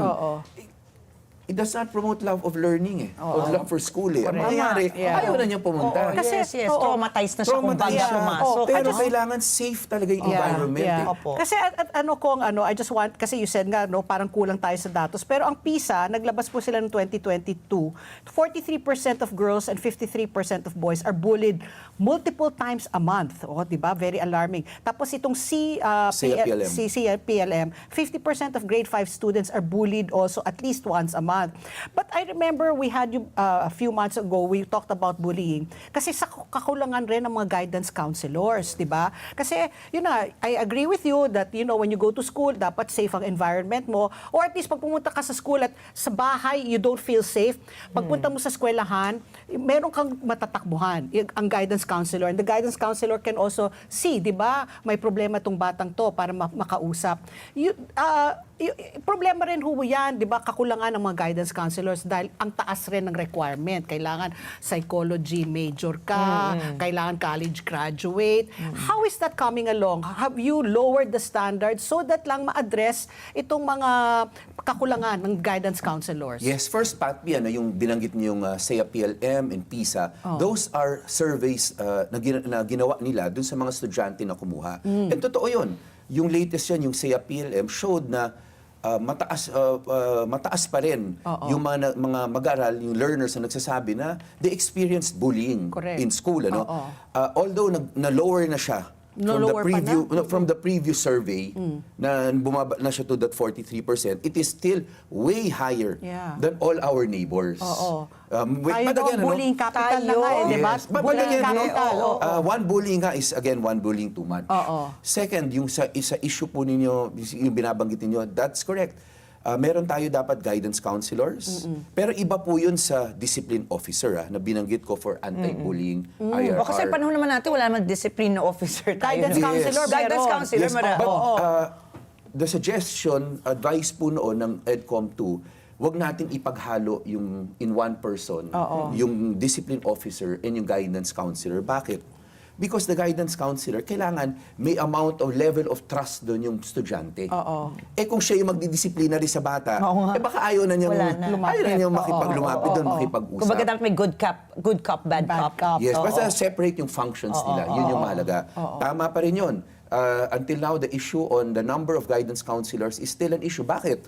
Because para maging guidance counselor ka, kailangan may masteral degree ka. Correct. Psychology. Tama. oo. Psychology, may Taas. masteral degree Yeah. ka. Tapos pag pumasok sa DepEd noon, ang salary grade mo 11 to 13 lang, mababa. Mababang Despite sweldo. the level of education that you must attain, di ba? Binago na po natin 'yan. Hindi natin lower yung standards. Ang ginawa natin para sa registered guidance counselors and psychologists from 11 to 13, inangat natin yung kanilang salary grade to 16 to a maximum of 24. Una, para makahikaya tayo na may pumasok ng DepEd. From Kasi kung private, mababa ang yeah. sweldo, registered guidance counselor ko, psychologist, why will you go to DepEd kung sa haba na pinag-aralan mo, hanggang dito lang pala yung career path Kikitain mo. mo. So tinaasan natin para may chance siya. Pero the problem really is also supply. We only have about, again, baka nagbago na ngayon, pero we only have about 5,000, a little more than 5,000 registered guidance counselors in the whole Philippines. About 2,600 psychologists. But we have 47,000 DepEd schools. So doon pa lamang Kulang na kita mo. kulang. Grabe. So ang ginawa natin doon, in-expand rin natin yung mga, in-expand natin yung professionals that can serve as guidance counselor, psychologists in the meantime habang hindi pa marami. So like who po? Sino po, halimbawa, ang pwedeng mga professionals na pwede makahalili po sa mga guidance counselors? Yes. Una yung psychometricians. Ito yung mga graduate rin nung, or psychometricians or graduates of allied courses with at least 18 units of behavioral science. Science. Kasi at least, Bare minimum na lang. Oo, at 18 least. hindi naman, pero at least they can Kasi ang makita layo nila yung ng red 18 flag. units Oo, sa versus masteral. masteral. Yes. Oo, bare I mean, di Yes. ba? And also, yung mga volunteer teachers that will again accept upskilling and chosen by principals kasi kulang na kulang. correct. But again, Papi, Ricky, if you really think about it, lahat ito, it's a matter really of we need professionals.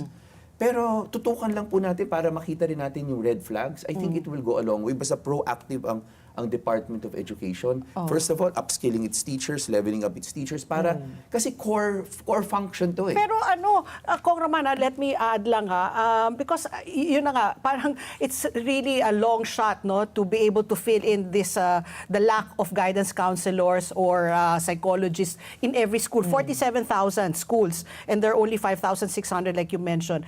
You also were promoting good manners and right conduct. I think as early as preschool, if you really inculcate in them good manners and right conduct, regardless of whether it's a guidance counselor or not, di ba, yung fear of, the feeling of that you're loved, that you belong, is inculcated in them. This, I think, also is one way to stop bullying. Again, Pat P, distinguish natin ang guidance counselor from a discipline officer. Yung guidance counselor, talagang there is a specific law mandating kung ano yung education level mo to be called an registered guidance counselor. Okay. Yung discipline officer, which is in charge of monitoring ito mga anti-bullying, hindi naman ganong kataas yung kanyang educational requirement. So again, hiwalay natin yun. Pero again, that is why importante pa rin ang registered guidance counselor, pero importante rin na meron tayong discipline officer which will translate into the proactiveness. Yun yung, doon natin makikita yung proactiveness ng school Eskwelahan. itself. Again, under the IRR, the revised IRR, required na po ang both public and private schools to come up with their own programs, to programs, policies, and yung mga remedial measures that they will do, and they're supposed to report that. And under the IRR, if a private school or a DepEd school does not have these policies at hindi nila proactive doon, the Secretary of Education under the revised IRR can actually sanction the school. So talagang you have to be proactive eh. Yun talaga yung susi kasi kung hihayaan lang natin na andyan sa papel, ito yung function ng school, ito function ng private public schools, baka naman kasi sa dami rin ng challenges in schools, baka mawala talaga yung yung focus na it's a Correct. core function. But if DepEd becomes very proactive, the schools, yung schools divisions office, yun yung divisions office, Yeah. yun dapat talagang tinututukan rin niya aside from the curriculum, tinututukan niya yung compliance and implementation of the requirement under the revised IRR ng mga policies on anti-bullying. Dapat maliwanag yan na ginagawa ng bawat eskwelahan yan. At dapat may monitoring sila at may reportorial requirements doon. Yeah. Pag papel lang yun, hindi naman binabantay yung pag-implement niya. Ay, sa totoo. Kasi sabi mo nga, Kong Roman, o kaya nga kulang. Proactiveness talaga. Pero sabi mo kanina nga, kaya baka kulang sa datos. Kasi nga, parang hindi nare-report. Dahil sabi mo nga, may takot yung mga eskwelahan. Baka bumaba yung rating nila. Or, di ba, sila po ay sanction or whatever. That was one of the recommendations of EDCOM 2 na iklaro ng DepEd, hindi kasama yan. Sa Baka dapat may credit. May credit ngayon for reporting. Incentive Imbis na naman. Incentive naman. That is something that can, reverse psychology na. Because baka nahihiya di ba? Actually, Kasi it will be a reflection On the school. schools Yes. that they failed. Di ba? But if it becomes, you reverse psychology, you report, Incentives. you become more proactive, you will be given credit. Yes. Baka something like Patpi, that, Kong. that is one of the yung isang recommendation that I want to emphasize ng EDCOM 2 was really for DepEd to be able to tell our schools, our teachers na hindi kasama yan. Yung pag nag-report ka ng marami, hindi ibig sabihin yan na yung standard ng school nga, mo ay bababa. mababa. Hindi yan. Oo. It will not reflect on the quality But, of your you know, school. Para lang maliwanag. Now, yung suggestion na Reverse psychology. Dapat consultant ka. Dapat psychology. Magaling akong psychology. Kailangan Pero natin ito, pag-aralan let me yun. share lang ha, because I was very active in the PTA of a private school of my daughters, no. So ang dami ko na encounter na bullying din cases because I'm very active as a parent. Ang mismo mga magulang kasi Patpi, Kong, sila po mismo, lalo na Chinese community, sila mismo yung ayaw pong mag-report. So, alam mo yun, I think it has to change also with the mindset also ng mga parents na hindi nakakaya na nabully yung anak nila or bully yung anak nila. So, I think nga, dapat siguro yung value system natin, mag-umpisa pa, bata pa lang. Kasi mismo yung community po mismo ng parents at ng mga bata ay nai-report eh. So, ayun na yung problema. Yeah. But Ricky, mabalik rin ako sa tanong kanina ni Pat P. Sa totoo, no, sometime 2020 or 2021, we passed a law which required na ibalik as a subject ang GMRC. from grades 1 Yeah, to 6. Bakit kasi tinanggal? And then 7 to 12, integrated siya in values education.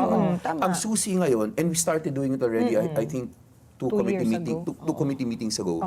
Tinatanong na namin ngayon, nagpasubmit kami sa DepEd, kung paano nila ini-implement. Ang Kasi good ang nakalagay, maliwanag din sa batas, let us not reinvent the wheel. Right. Hindi naman tayo kailangan theoretical. In other neighboring countries, nakita naman natin it worked nung practical yung pagturo niya. By practice, paulit-ulit ginagawa. Nag-work siya. So yun ang sinasabi natin sa Department of Education, may oversight function tayo, paano ninyo ini-implement yan. But again, you also brought up another interesting fact kasi based on the EDCOM 2 studies, meron kami nakitang study na nagsasabi na 1 out of 3 children lumalabas na meron silang parent Na nagbubuli that rin. that's another study that works abroad. So wala OFW. dito. Yeah. So mangyayari either solo parent or parental guidance ang mangyayari. Ibig sabihin, yung grandfather, grandmother, or yung Walang next of disiplina. kin, yung ganon. Oo. That is why, ito nga tinatanong ko, and I think we'll push this when we resume committee meetings, meron din tayong bagong batas eh. I mean, a few years ago na batas about parental effectiveness programs. Because it recognized the fact na may parents na talagang kailangan magtrabaho eh. Oo. Either abroad Correct. or dito talagang may solo parents talaga. Tapos minsan yung grandparents o yung kapatid magiging guardian. So tapos may teknolohiya pa ngayon, may mga bagong mga nangyayari. So because of that, nagkaroon ng batas eh. Parental Effectiveness Programs eh. Wherein parents are supposed to be guided. Yung On how to guide their children. yes, kasi maaari rin nangyari. Kulang sa gabay. Kasi technology. Yeah. Hindi naman natin alam. Marami rin sa age ko. Hindi naman as tech savvy as their kids eh.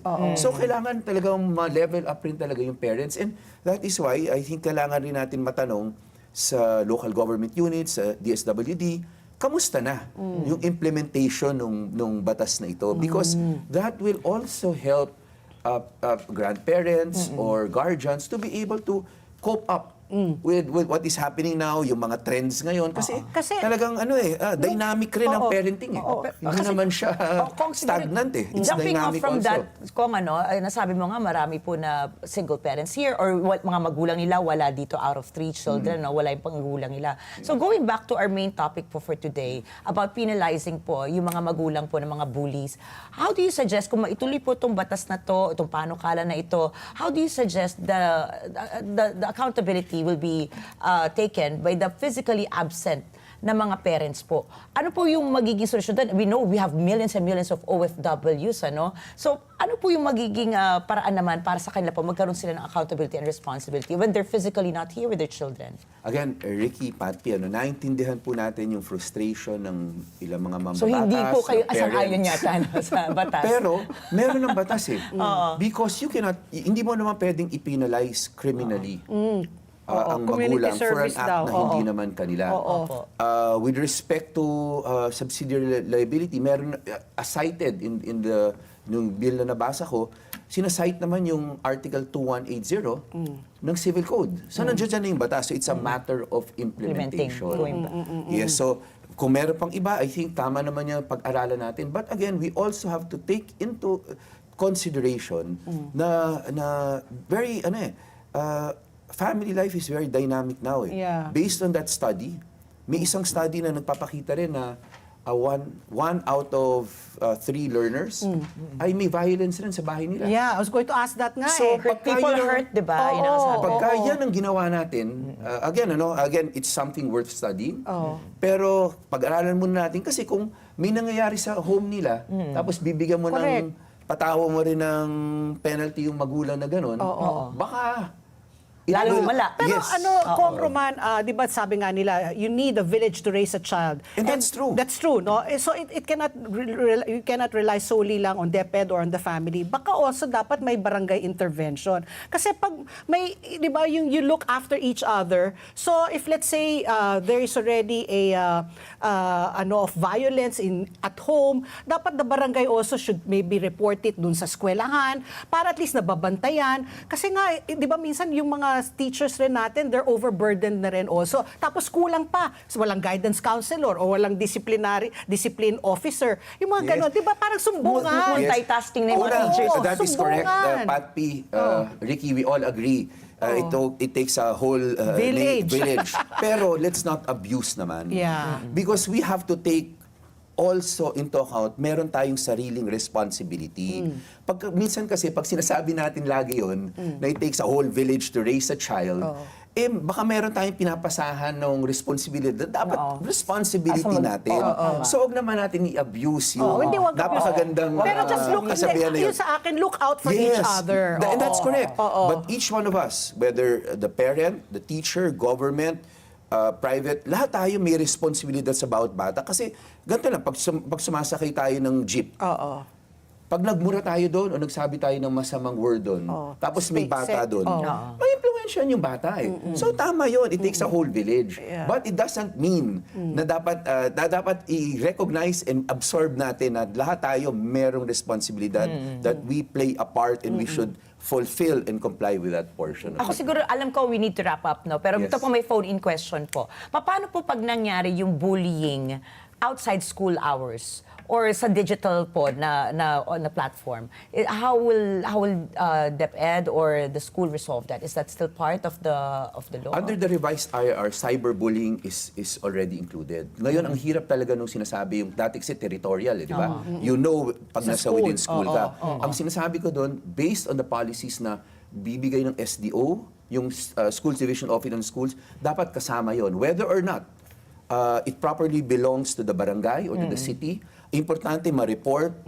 Kasi yun ang responsibility mo. Ipasa mo ngayon, isabihin mo ngayon sa SDO mo para malapitan niya yung Schools Division's Office para masabi niya sa city, masabi niya sa munisipyo, masabi niya sa barangay. Pero to say na, teka, hindi ko na ano yan, hindi ko na ko na parte yan. sakop. Hindi na. Ayun yung School problema. hours. Yun na nga, kaya It takes a dapat whole full village. village. Kaya Pero nga. Everybody you have should a roll role. out. Village approach. But you have a role eh. Your role is to be proactive also Proactive, correct. and to be the one to flag that. And let kung merong iba na dapat sila in charge doon, pass it on. Sabihin mo sa kanila, may Delegation nangyari of na ganito, anong gagawin ninyo? Correct. Nako, so kung as usual, hindi ka naman po kailangan, hindi po ito yung huli dahil nga nanganganak lagi yung mga problema. Akala natin, edukasyon lang ang problema. Bullying rin, problema, nakaka-alarma pa, so you will have to come back. But we will monitor this because we want to see this succeed, no? Whether, we want to see zero bullying. Yes, But of yes. course, that right now, it's almost impossible. But we are still hopeful. Kung habang may buhay, may pag-asa. Wishful thinking. Maraming salamat po, Roman. Thank you very Thank you, much for Kong. joining us today. At ang oras, alas 9:30 in punto na po. At ang oras na ito hatid sa atin ng Salem Bed, bringing comfort to Filipino homes for over 50 durable years. Salem Bed, ang hari ng tibay. Oras muli, alas 9:30 na po. At sa aming pagbabalik, makakausap po natin si Attorney Mickey Ingles, ang Editor-in-Chief ng Batas Sportiva. Ayan, sports naman ang pag-uusapan natin. Mula akademya, sports naman. Pang-pamilya na, Pang-sports pa. Sa pagbalik po ng ASPN. Ano sa palagay nyo? Ang sigaw ng Pinoy Nation. SPN. Oras! Alas 9:33 na po ng umaga at ang oras na ito hatid sa atin ng IMAC, UPVC Roof Corporation. Absolutely rust-free. IMAC. At ang oras muli, alas 9:33 na po ng umaga at kasama na po natin sa linya ang napakapogi ko, napakatalino, bar top notcher po ito, si Attorney Wow. Mickey Ingles, ang ating sports lawyer. Magandang umaga, Attorney Mickey. Welcome for the first time sa ASPN. Good morning, Hi. attorney. Good morning. Good morning. Good morning, Tita. Good morning, Ricky. Oh, good morning, tita. Okay. Auntie. Pati. Auntie, good morning, Pat. Ricky. Attorney Mickey, kaya kami napatawag kasi because of this, what's happening in the Middle East, no? Na talaga nagtaasan ng presyo ng mga produktong petrolyo. And a netizen made the comment, sabi niya, buti pa si Heidelin, may lifetime free supply ng gasolina. O, di ba? Tapos, naglabas ang manager, si Noel Ferrer. Sabi niya, nako, hindi yan na totoo. 2 taon lang nakinabang si Heidelin Diaz dyan sa libreng gasolina. Tapos, lumabas ang Phoenix Petroleum. Apparently, yun pala yung gas oil company na nag-endorse na nag-sponsor kay Heidelin. Sabi nila, teka, hindi sa 2 taon lang namin siya binigyan ng gasolina. Dahil tinapos na yung kontrata dahil meron siyang ibang kontrata na pinirmahan sa kakompetensya. So ngayon, itong gusto namin itanong sa iyo para bigyan kami ng liwanag. Ano ba yung mga ibig sabihin muna ng lifetime, 'di ba? Kasi may nakausap akong tiga-ahensya, sabi niya, Patpi, sa advertising when they say lifetime, it's actually just 2 years. It's not perpetuity. So It's not marketing term lang siya? Oo, term lang. It's an advertising term. That's why I wanted to ask Right. Attorney Mickey, is it really a lifetime in advertising? Is just 2 years? I'm not that familiar with advertising speak, but in Oo. terms of legal, when you say lifetime, it's lifetime. Okay. For example, may sports contract si LeBron James with Nike, which is a lifetime contract. It's really his lifetime until he dies, right? Oh, okay. For the layman, Oo. for the layman like Heidelin Diaz, pag sabihin sa kanya na lifetime, pagkakaintindi na lahat ng tao lifetime until she dies. So Hanggang that's how it's hanggang really matigok, understood. hanggang mamatay. Yes. Oo. Madeds. Oo. So okay. So let's take off from Heidelin's her case study. Sabihin na natin. Saan diyan nagkaroon ng confusion ba? May pagkukulang ba si Heidelin or management niya or mismo sa sa Phoenix, no, yung kumpanya na nag-sponsor sa kanya?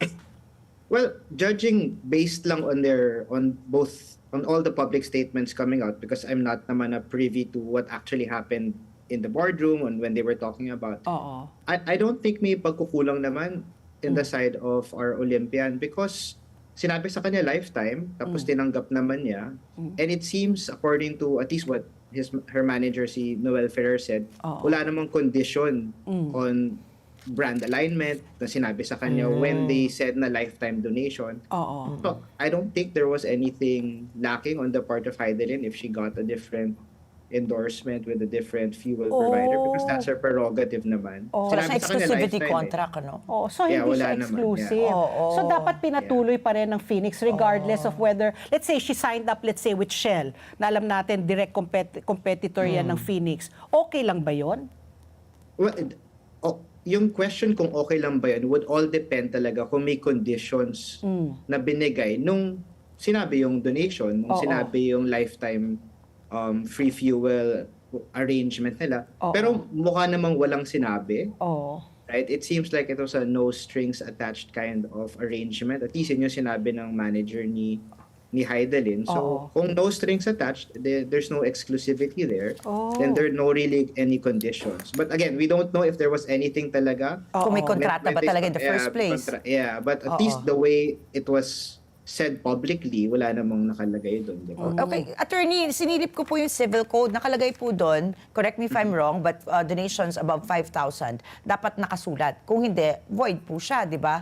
So, Yes, paano yes. po, ano po yung magiging legality po? Halimbawa, yung mga kaso po ni Hydrin nga na ganyan. And also, kasi for me, if you say donation, di ba, parang goodwill siya eh. Kusa. Oo, goodwill siya. So, halimbawa po, nagkaroon po ng halimbawa, assuming, kasi we don't know, we're not sure kung meron pa talagang kontrata si Heidelin with Phoenix, ano, kung wala siyang kontrata or it was just really a donation from them na talaga naman walang kasulatan. So, ano po itong magiging habol nga, halimbawa, ng ating mga atleta na napangakuan out of goodwill? Meron po ba? Well, so yung basic rule is any donations of personal property like free ramen or free fuel that's over 5,000 pesos, it has to be in writing or else it will be void. Pero kung nabigay na, medyo stop na yung nagbigay, yung donor, from saying, oy, hindi, void yan, void. Kasi binigay na eh. So basically, na-ratify na nila yung promise nila. So, I don't think it will matter that much. Usually, pumapasok itong donations above 5,000 pesos have to be in writing or else it will be void. Itong rule na to. When it comes to promises of donation moving forward. But ito, pinromise, inaccept, binigay naman for the first 2 years tapos nawala. So, it's just very puzzling na biglang stinop tapos wala naman palang conditions. At least yun yung sinasabi ng camp nila Heidelin. So, Attorney Mickey, ibig sabihin ba, pag ikaw may isa ako, sabi ko, magdodonate ako sa iyo, kunyari ng gasolina or ng pagkain, maski na donation yon, kailangan tayo humingi ng kasulatan. Eh, parang, Oo nga, parang doesn't goodwill nga siya, goodwill. di ba? Doesn't it defeat the purpose? Parang, bibigyan na nga kita, gusto mo pa, may kontrata, Oo. tapos baka gamitin mo pa yung kontrata laban Against sa akin. me, eventually, Di ba? oo. Eh, yun na nga, no? Out of the goodness of your heart, out of your generosity, you're giving that person something. So how must we engage in a contract pa? Well, at least according to the civil code, to make things straight, to make things very up over the table, make it written. I think it will work both ways, both for the donor and the donee. On the side of the donor, you want to make it in writing, at least for proof that you're giving this. At saka if you want to put any conditions nga, ilagay mo na dun sa kontrata. On the side of the donee naman, it's also your protection that it be in writing because you want to show na, okay, we've had a donation agreement, you can't back out of it, and here's my proof, here's the donation contract. Therefore, you can't revoke it unless there's something written nga there in the contract na may mga conditions na hindi natupad. So better talaga naka-writing. Naka-writing. So siguro, attorney, let's not use the word donation anymore, ano? Kasi nagkakaroon masyado maraming Transactional. Nagiging transactional kasi eh. lalo na sa kultura po natin Pilipino, hindi naman nakakaya naman humingi ka ng kontrata, may magdodonate na nga sa'yo, di ba? So ako po, halimbawa, may magdodonate sa amin ni Patpi, kunwari lifetime supply of pandesal. Ano? Yung, ano po ba, ano naman yung obligasyon po namin bilang mga recipients po, kumbaga, ng Donee donasyon nga. na ito? Opo.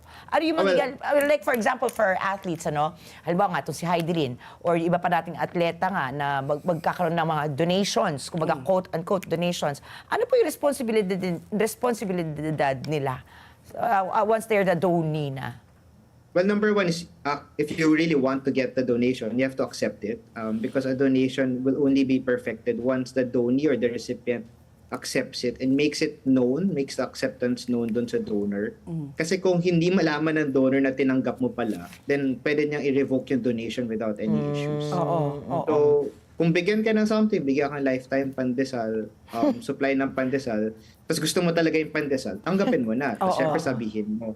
At para at least once masabi mo, tapos malaman nila na gets good na, natanggap mo na, they can't revoke it anymore because perfected na yung donation. So that's your responsibility. So parang binding na, nagiging binding na yung oo, donation. kasi in-accept mo eh. Oo, Pero may concurrence. Ito ba, at Patty, di ba, parang on the side naman of Heidelin and maybe other athletes po, kung wala man siyang exclusivity contract, dyan po ba papasok dapat yung delikadesa na lang na, oy, teka lang, meron akong sponsor, may nag-donate po sa akin ng fuel, baka naman hindi magandang tignan na magiging ambassador ako ng isa pa ng kalaban nila. Meron po bang ganitong kumbaga, mga considerations po? May considerations na ganyan if it's written in whatever contract na may exclusivity. But even if it's not written in the exclusivity, you're right. Dapat may delikadesa. Full disclosure palagi because you want to protect brands who are supporting you also, right? But again, it really depends on what's written in whatever contract you're bound to.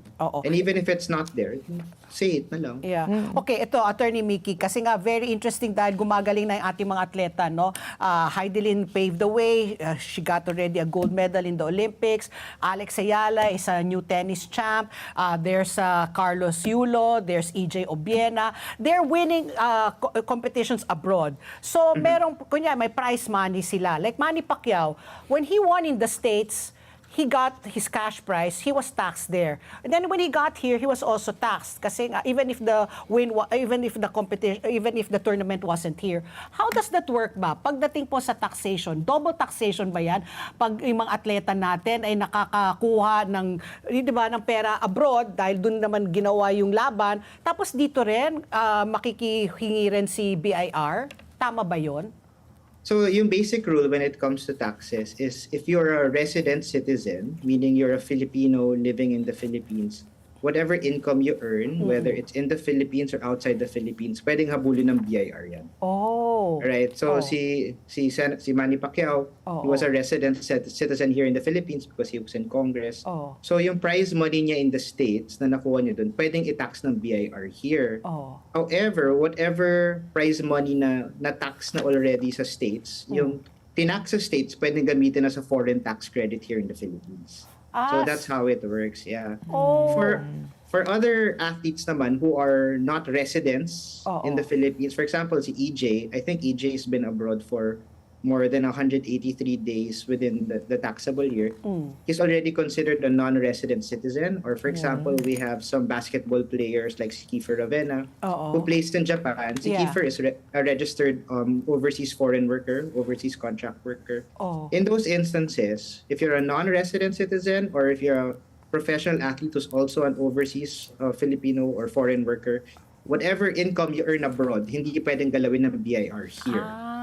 So, so you have to establish talaga. Paano yun? Fina-file mo yan sa BIR na ikaw ay non-resident? Kasi syempre, like, our athletes, di ba, they're very famous na. So mainit ang mata ng BIR dahil sila parate, fall short sila sa quota nila. Paano yun? You have to file, you have to make it known that you are non-resident so that they don't run after you?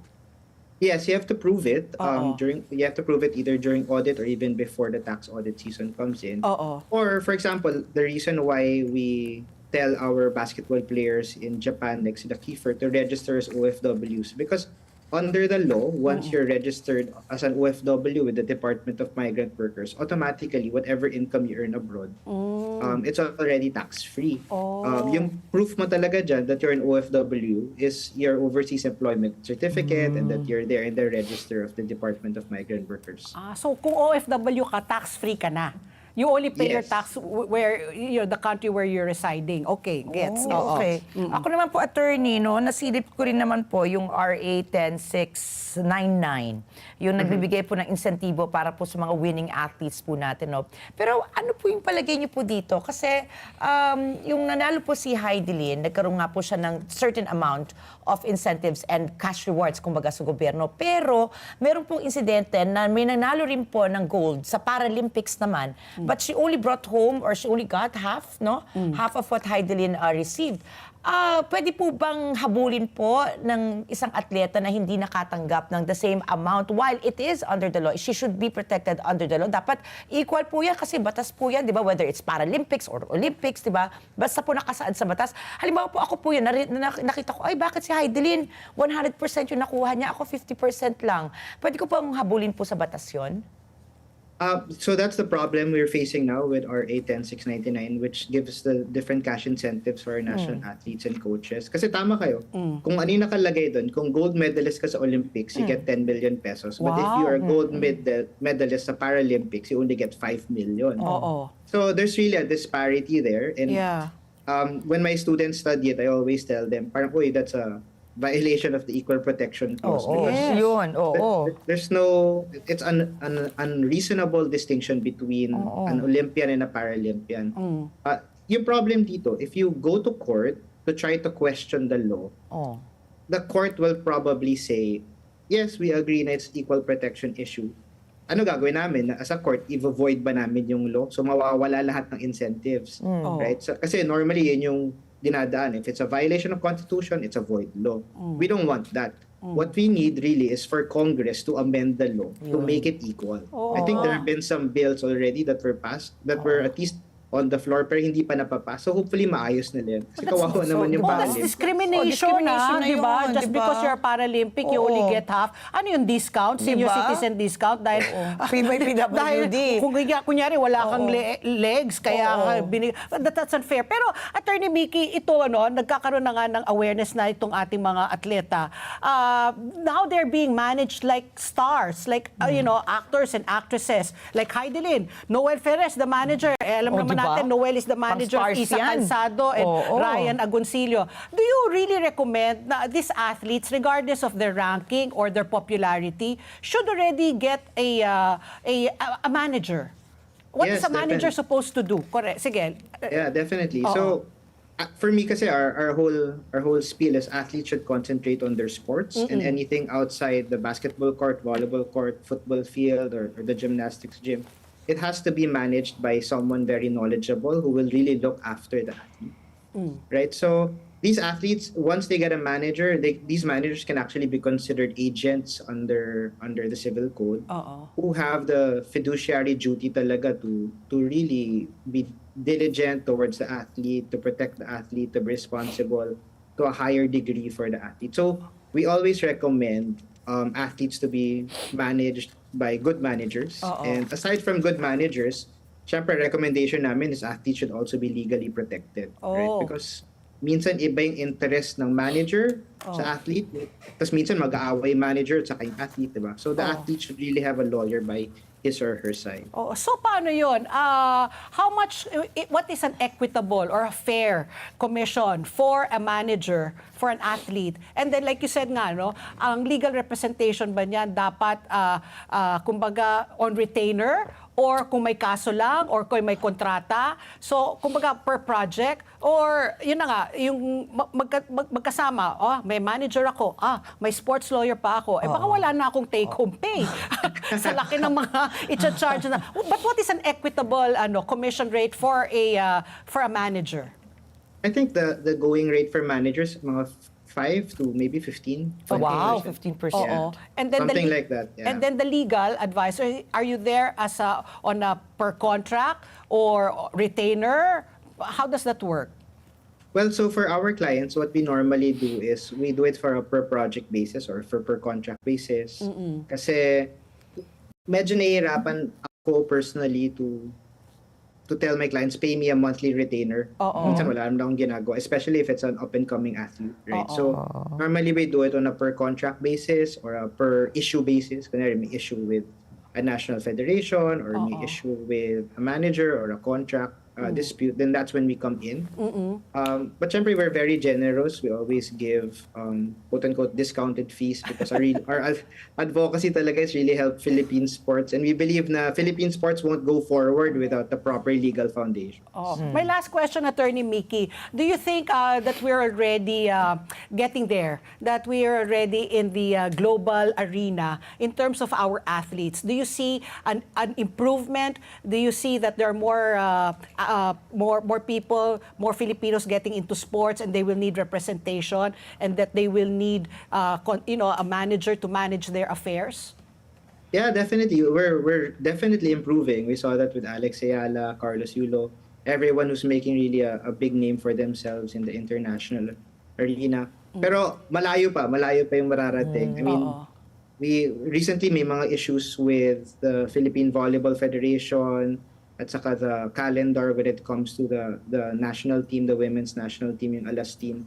So these are the things that have to be fixed moving forward if we really want to keep growing and keep improving our ranks in the international stage. Okay, nako, very thankful for your insights, and at least you gave us some clarity dito nga, no? So kailangan talaga magkausap. So kung maski na donasyon yan, humingi ka na ng kontrata para safe kayong lahat, di ba? Maski na libre, pakapala na lang. Any last words, Attorney Mickey, before we let you go?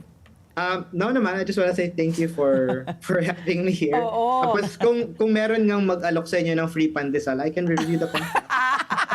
I will take you up on that. And dapat pro bono. Thank you very much, Thank Attorney you. Mickey. Ayan, regards to your mom. Happy weekend po. Happy weekend. Ayan po si Attorney Mickey Ingles, ang ating sports lawyer. At ang oras, alas 9:52 na po ng umaga. Tuloy-tuloy pa rin ang ating pagbabalita. Inutos na po ni Pangulong Ferdinand Marcos Jr. ang agarang pagpapalabas ng 21.47 billion pesos para magpatuloy ang mga proyektong pang-infrastruktura. Maprotektahan ang mga trabaho at mabawasan ang epekto ng sigalot sa gitnang silangan sa mga Pilipino. Agad namang kumilos ang Department of Budget and Management para mailabas ang pondo. Sa kabuuang 21.47 billion pesos, 2.49 billion pesos po ang inilaan sa Department of Transportation para sa fuel subsidy program na magbibigay ng direktang tulong sa mga driver at operator. Nakakuha naman po ang Department of Public Works and Highways ng 18.65 billion pesos na gagamitin para magpatuloy ang mga proyektong pang-infrastruktura sa buong bansa. Binigyan pa ang DPWH ng karagdagang 324.36 million pesos para bayaran ang mga nauna ng obligasyon para sa mga foreign assisted infrastructure project. Tiniyak po ng DBM na lahat ng pagpapalabas ng pondo ay dadaan sa istriktong budgeting, accounting at auditing safeguard. At sasabihin ko ay, Hindi nga. Really? Okay, Ayan, Ricky girl. samantala naman, naglabas po ng freeze order ang Court of Appeals sa mga assets ni dating Public Works Secretary Manuel Bunoan at kanyang anak na si Fatima Bunoan de la Cruz. Ito ay matapos matukoy ng mga state financial investigators ang isa umunong takbo ng mga transaksyon na hindi tumutugma sa mga lehitimong aktibidad kaugnay ng mga investments at posible pang may koneksyon sa mga irregularidad sa mga flood control projects ng pamahalaan. Sakop po na freeze order na inilabas ng Anti-Money Laundering Council ang ilang bank accounts, insurance policies at isang sasakyang nakarehistro sa pangalan ng dating kalihim at 6 na bank accounts sa pangalan naman ni De La Cruz. Ayon sa Court of Appeals, may probable cause o makatwirang dahilan para paniwalang konektado sa mga illegal na aktibidad ng mga asset na ito base na rin sa mga dokumentadong paggalaw ng pera. May mga natukoy umanong mga fraud or fraudulent transfer or fund transfer at placement na kaduda-duda. Ito ay mga malalaking halaga ng pera na mabilis na gumalaw sa banking system na wala namang malinaw na investment objective. Base po sa tala ng AMLAC, pareho nga nagkaroon ng malalaking transaksyon si Bunoan at ang kanyang anak. Kabilang na nga ang mga trust fund placement na ginawa at binaliktad din sa loob lamang ng maigsing panahon. Sa mga regulators, karaniwan itong nakikita sa mga pagtatangkang itago ang pinagkulan ng pondo. Nakita rin sa banking history ni De La Cruz ang mga paggalaw ng malalaking halaga ng pera na umaabot ng milyon-milyong piso. Sa isang pagkakataon, naglipat umano na mahigit 200 million pesos si De La Cruz sa loob lamang ng iisang araw. Napo na rin ng mga otoridad ang ilang paglilipat ng pera na nangyari noong mga panahong umiinit ang pagbusisi sa mga paggastos kaugnay ng flood control. Sinusuri na ang mga natuklasan ng AMLAC kasabay ng testimonya ni dating Public Works Undersecretary Roberto Bernardo. Ayon po kay Bernardo, bilyong-bilyong pisong halaga ng mga proyekto ang taon-taong idinaraan sa isang fixed percentage arrangement sa mga kontraktor kung saan ang pera ay idinaraan din sa mga intermediary o mga middlemen bago ipamahagi. Okay, sa ating naman world news, ikinatuwa ng Estados Unidos ang pag-arestong isinagawa ng China kaugnay po ng iligal na bentahan ng fentanyl. Pero iginit nito na dapat humantong ito sa aktwal na pagkumpiska at pagpapataw ng hatol ng pagkakasala at kaparusahan sa mga sangkot. Napaulat na may 7 inaresto at 12 iba pang isinilalim sa criminal compulsory measure sa isang kampanya laban sa mga trafficker ng mga kemikal na ginagamit sa paggawa ng fentanyl. Hindi malinaw sa ulat kung ano itong mga criminal compulsory measure. Ayon po sa ulat ng Xinhua News Agency, naging target ng ipinatupad na kampanya sa probinsya ng Hubei ang buong supply chain ng fentanyl mula sa production hanggang storage at export ng mga precursor chemical. Inilunsad ang kampanya noong December. Galit na galit dito si Donald Trump, Ay, di ba, sa oo, fentanyl. oo. Kasi when you go nga daw sa San Francisco, parang mga zombies na daw yung mga Oo, tao doon. diba? Di ba? Nagkakaroon talagang, at nakakamatay yan di ba? Ang Oo. fentanyl na yan. Di ba si Michael Jackson?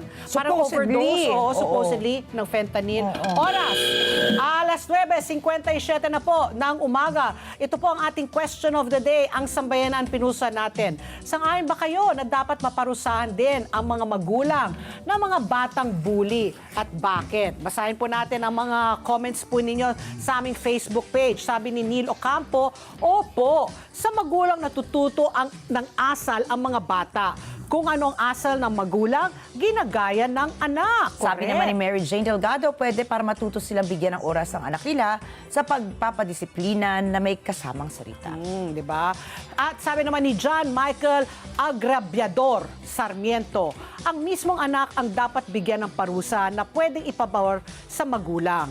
Parusang disiplina o leksyon na hindi makakalimutan para matakot. Samantala, sabi po na T. Maloop, case-to-case basis po dahil may mga magulang na panay pangaral sa mga anak. Ngunit sadyang matigas ang ulo dahil sa influence Oo nga mga klase naman. o, diba, o mga barkada. O, tama naman din. Parang sabi nga ng iba naman, I cannot naman be, parang I cannot naman be answerable to my all. children's Oo, actions oo. or to my parents' action. Kumbaga yung the sins of the father cannot be passed on to the Exactly. children.